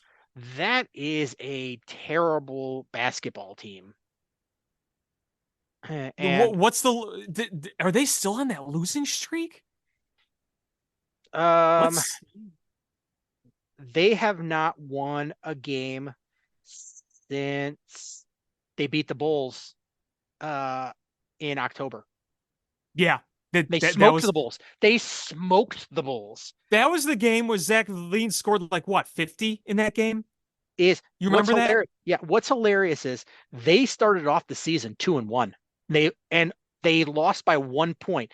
So one basket separated them from being 3-0 and then losing every single other game this season. And they didn't just Mhm. win those second two games. They beat Charlotte by 12 and they beat the Bulls by 16. And then they proceeded to lose every single game and most of them have not been close. No, no. I mean, they're getting their asses beat, and you have some talented guys on that team, including Cade Cunningham. And you would have thought by now, with some of the talented guys that they drafted over the past few years, that they'd, not saying they'd be a contender right now, but they'd be in a direction to be something. But boy, oh boy. I mean, do Yeah. you know even though it's a superstar driven league, it is so hard in the modern NBA to lose that many straight games, considering the fact that teams give players nights off. And when I mean players, I mean star center core pieces. We're in an era of load management. And there are games where you might be playing a lesser opponent, but maybe you give a guy a time off and you say, "Hey, here's a lesser opponent. Let's give one of our guys a day off." And you might kind of fall into a trap game a little bit. So for a team to lose 22 straight is just insane to me. What's hilarious is the Pistons number one pick belongs to the Knicks, but it's a protected pick. So the Knicks are just watching them going, God damn it. Like You this, fuckers. there's no way we're getting this pick this year. Um, and Washington owes their number one pick, but it's protected. Like of the teams drafting in the top seven, five of them owe a first round pick to another team, but it's locked because it's protected pick. Meh. and and based on and the Bulls are a bad team and they have the eighth worst record. So the thing is this is not a great draft shaping up. There's no No, it's like not. elite player, and you've got the on paper the best odds of getting the eight pick. So what do you do from here? Like, how do you make this team better? It's Is Garpax era all over again because you're probably going to get. You just mentioned the eighth pick. How many times in a row did they get the seventh pick? Like how many years in a like? It seemed like every year under Garpax you were stuck with getting the seventh pick. Yeah, it was. It I just mean, yeah, and you can't get if they anybody get with that, the it'll seventh. feel like deja vu again. Yeah, and next year is you're not going to be any better. You all right? You're probably not signing DeMar because the reports are that on the Bulls are trying to sign to DeMar to an extension, and they're far apart. He's Um, getting old, man. yeah, and so his contract in theory goes off the books, um, but uh, you um, but you still have Lonzo Ball. So it's not until the season after that DeMar and Lonzo are off the books, and Patrick Williams is off the books, but then Caruso's off the books. Um, you Who's know, hurt again? yeah, but I don't know how you make this team better. I just don't. They don't rebound well. Um, and Kobe White looks like he's a dude. He's We have becoming to a give dude. him some props. Yeah. He is playing like a dude, and I'm so happy for him. And And, I'm a proud owner of a Kobe White jersey, so I'm very happy. yeah, Kobe White is becoming a guy, and I'm happy because I like Kobe White, and I was worried that he was going to be a failure. And I chatted with a few of the Bulls big bloggers about it before, and they just didn't think Kobe White would ever become something. I was like, I think he will. I think he's going to be a pretty decent player, and he's exceeded my expectations, and I'm happy about it. But the fact that Patrick Williams was drafted so high is just not becoming a dude. And the fact that he wants so much money, you're like, how, how, how does he, in what world does he think he's worth this kind of money? Hmm. Um, so I just don't know how the Bulls get better unless they are willing uh to spend. And I know I'm shitting on Patrick Williams, and he had a good night last night, but boy, it it's the consistency's not there. No, it's not. I mean, I'll give him something that lately overall he's had some better games, like you said. But when you have a fourth overall pick, you expect more consistency from that. Yeah, I mean, if you could put up what he did last night, 25 points, 80% field goals, 7 rebounds, 4 assists, you go, okay, that's a dude. If you could put that up every night, dude. But he doesn't. Um and I know he's looked better over the last few games. I want to see that through the whole season. And when Zach comes back, I want to see that. I want to see him still be that same the guy he was last night. I want to see that same guy with Zach in the lineup. Hmm. So yeah, I don't know what else to say about this team. It's uh they're um they've got to grow, and they've got to spend. They're gonna have to go into the luxury tax if they want to be a real competitor. Yeah. Do you want to quickly talk baseball? What's there to talk about? Um, I mean, Sure. The Sure. White Sox aren't Sure. doing anything. The Cubs signed a backup catcher, minor league contract catcher. Um, I, I I get, the reports are the Cubs offered a something along the lines of 10-year, 500 million for Ohtani, which we saw was a drop in the bucket. Um, we hear the It is what it story. is. We hear the story that the Giants offered the same contract that the Dodgers offered.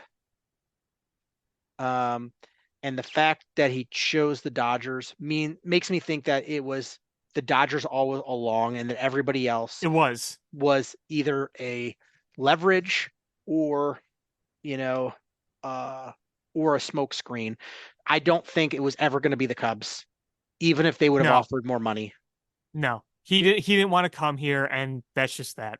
And that's fine. If the reports are he's a guy that loves his routines, and if he can stay living in his house and eating at the same restaurants he likes to eat at, and not have to change things, and play on a team he prefers to play for that has a real legitimate shot of being a World Series contender, all right, why wouldn't he? Yeah. Why wouldn't I he do that? yeah.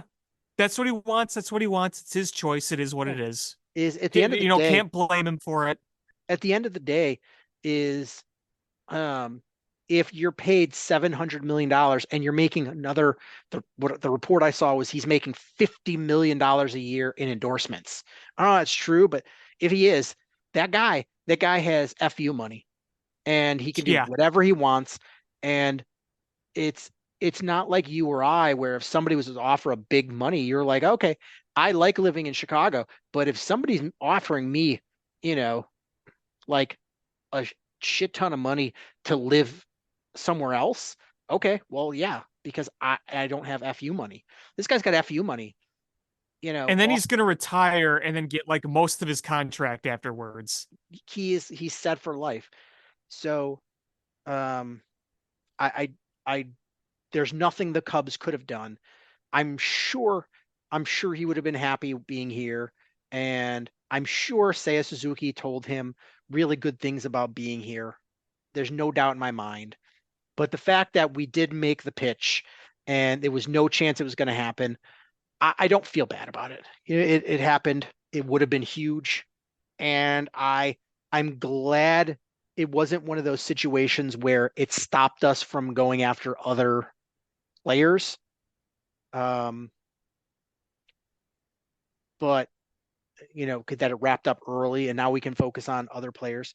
It's just I just don't there's not been a ton of movement. We haven't really done anything. You had Tyler Glass now moving, who was a rumored target, moving over to the Dodgers. Um,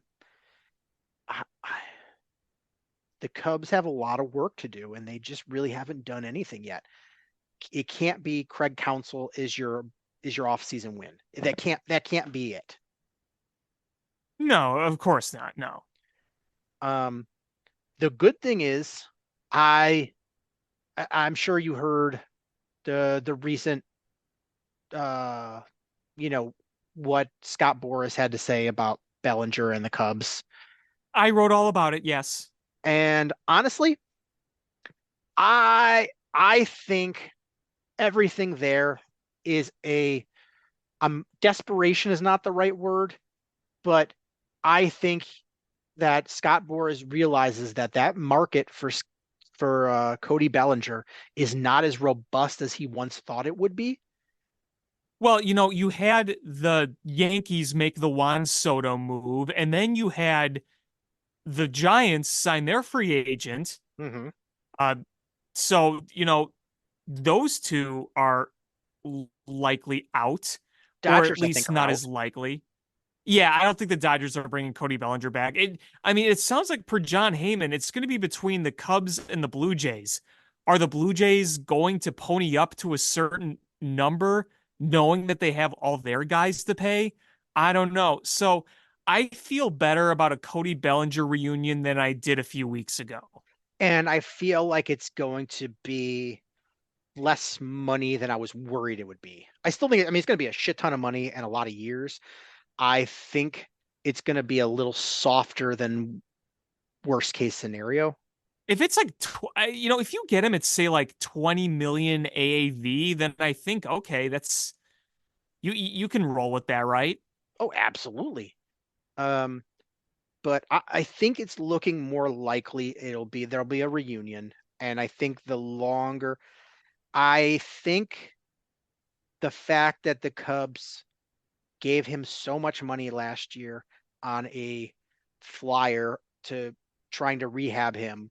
That was And like $17 million last year. yeah, and the fact that you paid him that much money and you believed in him and you worked with him and he loved his time here and he liked being with this team, I think there's enough good. And the fact that Jed and Boris aren't at odds. They're not adversarial. I think they have a fair, like, as far as Boris goes, I think they probably have a pretty decent relationship. Um, so I think you've built enough goodwill that you don't have to go in with your strongest offer to Boris. I think you will get the courtesy of hey, Blue Jays came in with a better number than you and a chance. I mean, it's better for your client to do that, but I think you've also got that goodwill as well. Um, so I think the Cubs, it'll be, I think that they could bring him back, and it's looking more and more likely. But that can't be it. That can't be. No, you got to make more moves. Yeah, and I I don't love the Matt Chapman move, or I'm a little iffy on that too, yeah, because the bat really declined last year. He got off to a good start and then things kind of just fell down. But I will say he's a good defender, and they seem very high on Christopher Morel. And he played in the winter ball. He still slugged, he still got on base, but that defense was less to be than desired. So I mean, if can you imagine if you could just glove wise, you had Belly at first, and you had Horner and Swanson and Chapman's glove at third. It's a defensively, that's a hell of a defensive infield. Yeah, that's a real darn good infield. And then you have Um, Jan Gomes, who might not be a gold glover, but you know he's going to do the job he needs to do. yeah. Um, so I I think you're gonna see some Jed maneuvering with your bullpen at some point. Um, but you've got to solve that first and third base. And I'm gonna guess that they'll probably I unless they can trade for somebody, I think Morel is going to be the primary at third base. That's what I'm Yeah, thinking. yeah, I mean, They if seem they only, seem high on him, and I mean, him as a player and a spark plug and his bat, love. yeah, But me too. that glove is not very good, and the fact that you invested so heavily in your up the middle defense, it it negates somewhat when you've got a subpar fielding third baseman. Yeah, it's too bad you can't take the magic you sprinkled on Little Nick Madrigal because I don't know what they did with Nick Madrigal, but as unorthodox as he looked, he was legitimately a good defensive third baseman last year, and he never Yeah, played the position. yeah, we shit all over him and said that was never going to work, and it did. Yeah, And holy crap. it's just that bat is just not good enough to be your third baseman, starting third Which baseman. sucks because, like, listen, traditionally your third baseman is a get on base slug run producer. Nick Madrigal at his best is never that, but if he was doing what he was doing on the south side, where he was at least hitting 300, then it's more acceptable. But, there were times when Nick Madrigal's on, put in play type play was valuable, but not nearly valuable enough you'd want from a corner infielder. Yeah. And again, I don't care the traditional uh you know like, oh, you got to get this number of home runs from your first and third baseman, and your second baseman was a good fielder, but he can't hit to save his life. Like, I don't care about those. You need a certain amount of run production, home runs, and you need fielders. If though that power comes from short and second and center field, I don't care. It's but you don't have enough power in your lineup, and and adding a uh adding a Nicky two strikes at third base regularly just lowers that power you already lacked. Now, if you're right, if he was that ultra contact hitter and slapped a lot of bloopers, you know what? There's a room for that because you diversify the type of hitters you have, where you've got some guys that are big swing, big miss, but you surround them with line drive hitters and bloopy contact hitters and guys that take a lot of pitches, and you put those in an order, and that makes it hard for you to throw any one type of pitcher out there and have success up and down the lineup. But it's hard to do that. but he's not been the hitter he was with the White Sox. But he's been a much better fielder for the Cubs than he was with the White Sox. That was the knock on Yeah, him with oh the White yeah, Sox. not even close. Um, yeah, I I don't think the Cubs are going to get Yamamoto. No, Sounds like there was somebody saying that he's going to get like 13 like that's ridiculous. well, the apparently he's having private dinners with the owner of the Mets, which if they've got enough money to just throw whatever they want and Steve Cohen has no limit to his wallet. yeah. Um, so it's that's probably a no-go.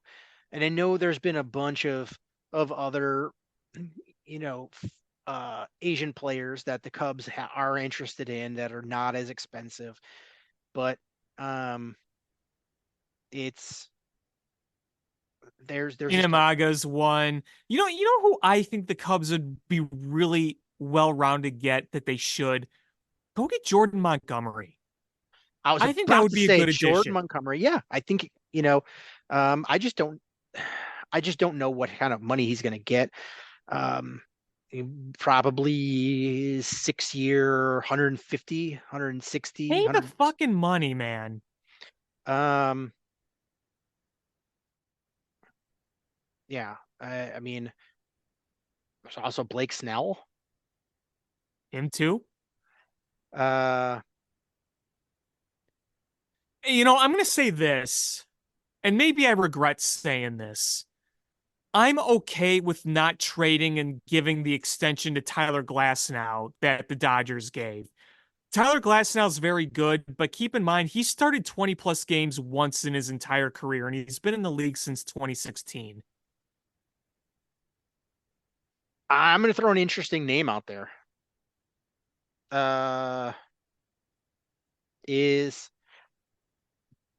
JD Martinez. Yeah, I kind of wanted him last year.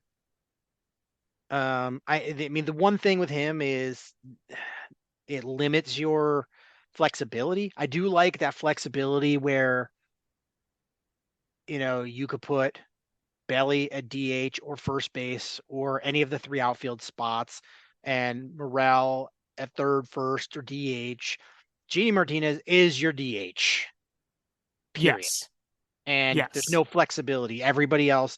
So if, you know, Belly is, uh, you know, he has a sore knee and he can hit, but he can't run in center field, then you're gonna have to stick him at first because JD Martinez, that's the one knock. But I think he's got, you know, that bat is aging pretty well. yeah. The big thing with him is I think he can still hit. I just want to make sure that there's still power in that bat. Um, yeah, I I've heard Lucas Giolito thrown around. No, no, Yeah, that one worries me. no, no.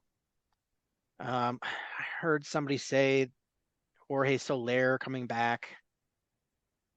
That it could be very hit or miss. I mean, it just depends on what kind of money, because you're gonna get you're gonna get a lot of strikeouts there. Yeah. You might get 40 home runs. You might get 218 and 20 home runs in time on the IL. It's just, yeah. Um, yeah. So I don't know. There's you're running out of holes to fill. I mean, do you take the short term approach of a Justin Turner at third base? Yeah, I mean, I that was the guy I wanted last year, and he produced very well with Boston. Yeah, I mean, his slash line last year was 276, 345, 455 with 23 home runs and 96 ribbies. Um, and that's a possibility as a short-term solution because that's a real short-term solution. Right. Uh, belly splitting time between DH first and center field. Maybe a Reese Hoskins trying to get a rebound because I don't see him getting anything more than a 1 year contract. But if he comes back to pre-injury, That'd be a um, nice addition. I mean he's like that's a 28 home run, Mm-hmm. 28 to 30 home run a year power. Uh, 830, 850 OPS type. yeah, and split between DH and first base. It gives you a little more flexibility where you've got um, throwing Morel in different positions and Belly at different positions and Hoskins at different positions. And you're not breaking the bank because what's Hoskins going to get? 10 to 15 a year for 1 year ish. I don't know. I mean, I don't think that's out of the. I think it's a fair ballpark. I mean, maybe a little higher, a little lower, but I think it's fair ballpark. Um, and what's Justin Turner going to get a 1 year 15? Yeah, Justin Turner is not going to cost you, a ton of years or anything. Yeah. So um, you can get all three of those guys and you're still okay where as far as what you want to spend. Yeah, for sure. Um, but yeah, the White Sox on the other hand, they got a lot of work to do. I think that that's uh I think the you're big question for me right now is who's going to pay up for Dylan Cease? I'm sure somebody is, but I assumed it would be the Dodgers going that route and they went glass now. Um But would that stop them? I don't think it I mean, maybe not. I mean, they're really willing to trade from that farm system. Um, so I mean, it doesn't necessarily.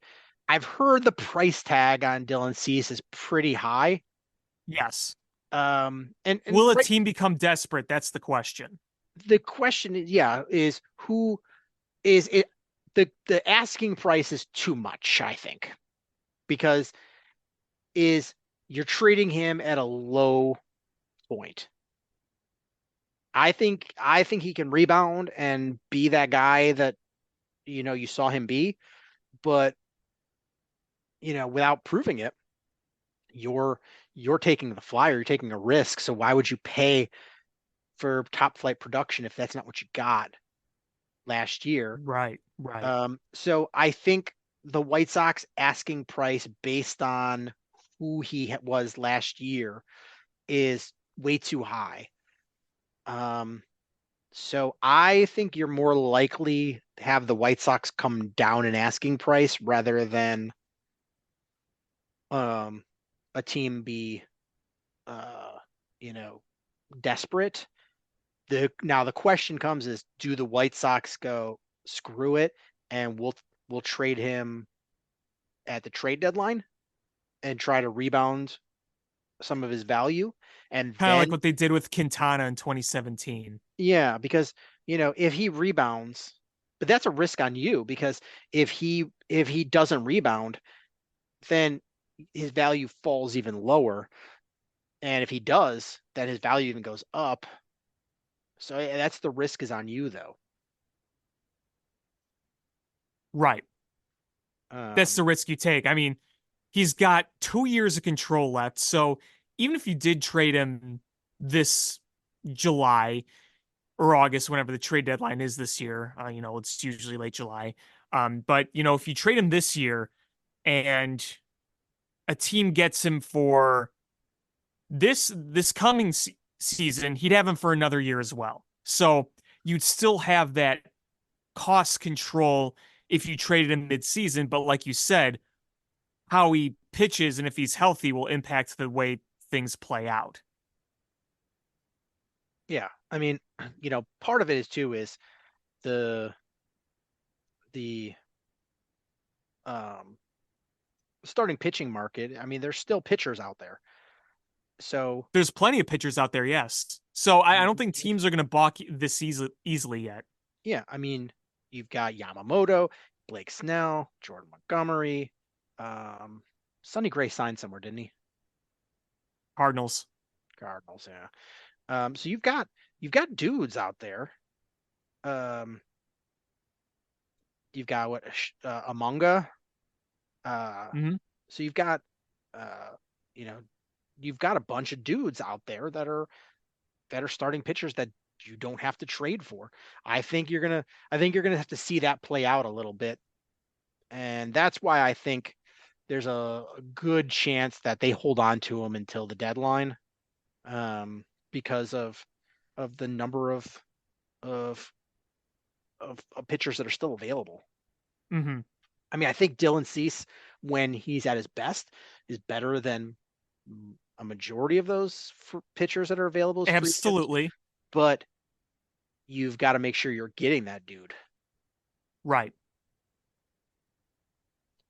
And And I still am confident that he's going to get traded. I just don't know where.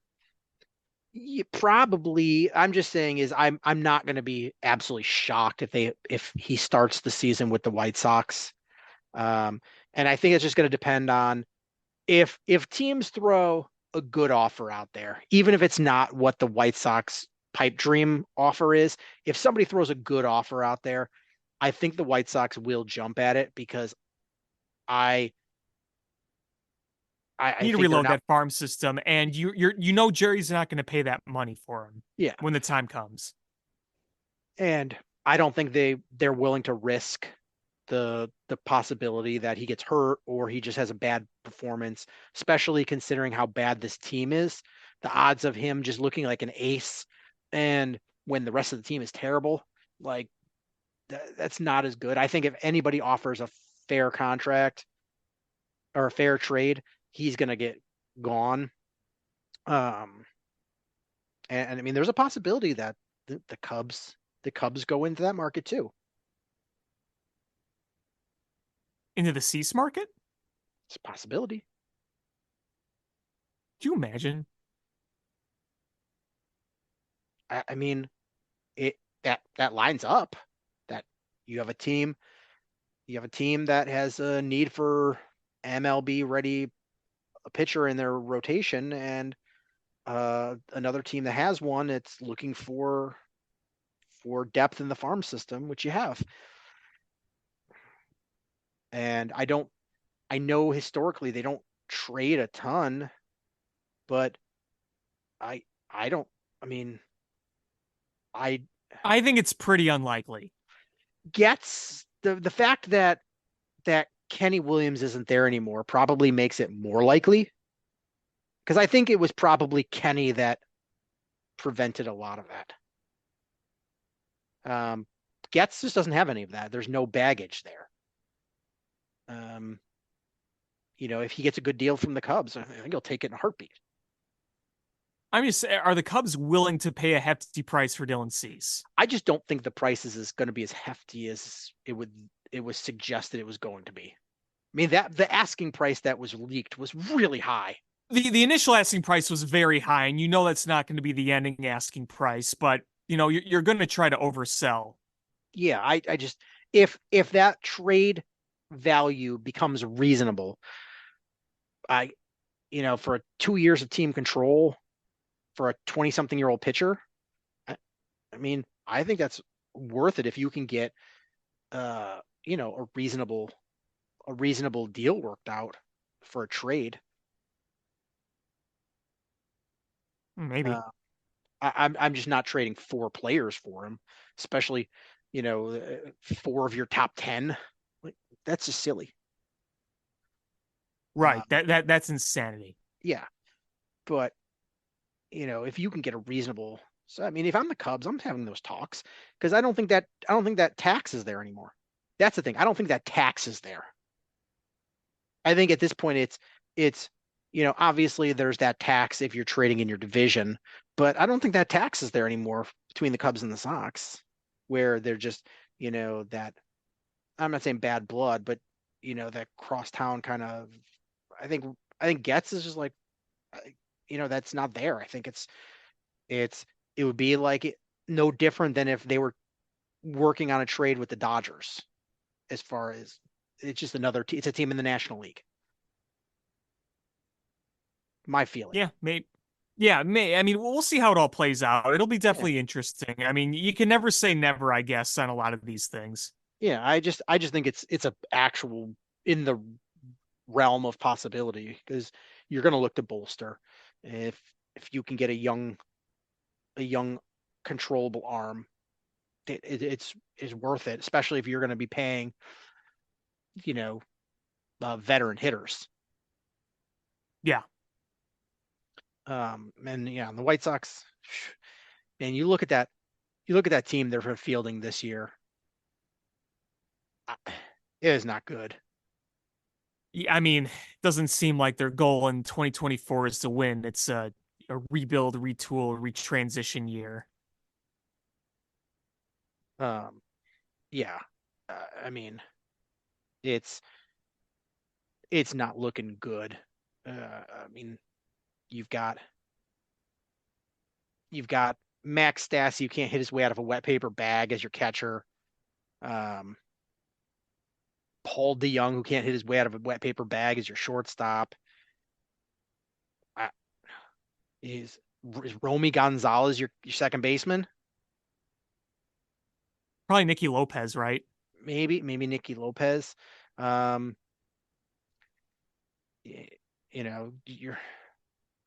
outfield is oof. I mean, your center field is good, but God knows what you're going to get from your other two outfield spots. Yeah. Eloy's you're going to be your DH if he stays healthy. And if he's not traded. Yeah. Benintendi just has no power. He's an all right hitter, but he was no power. It's just Andrew Vaughn. 20 home runs. That's, Yeah. Andrew Vaughn, though, is going to get more money because he's in arbitration. So maybe the White Sox want to move on from Andrew Vaughn. They don't want to pay him. He's not David Eckstein. Move on. Yeah, these other names you got on there is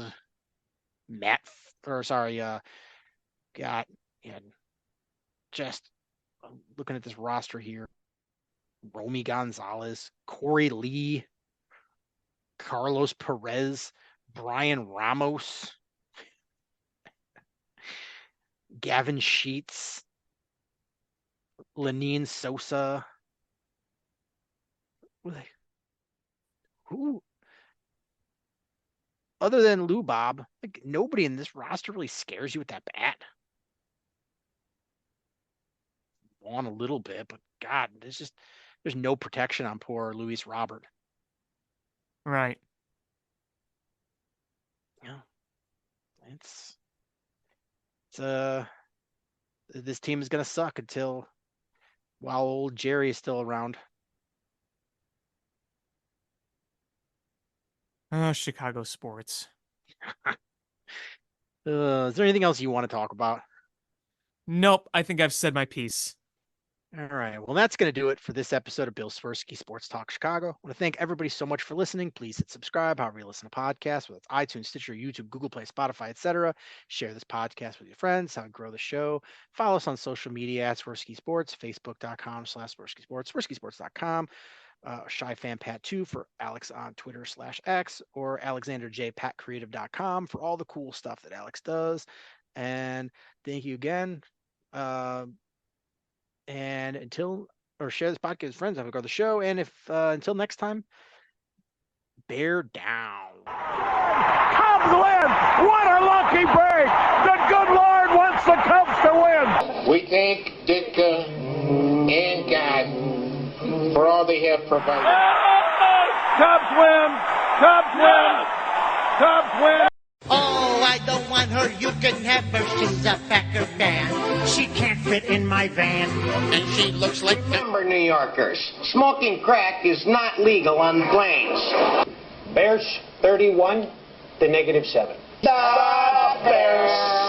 Oh, when the Bears go bearing down.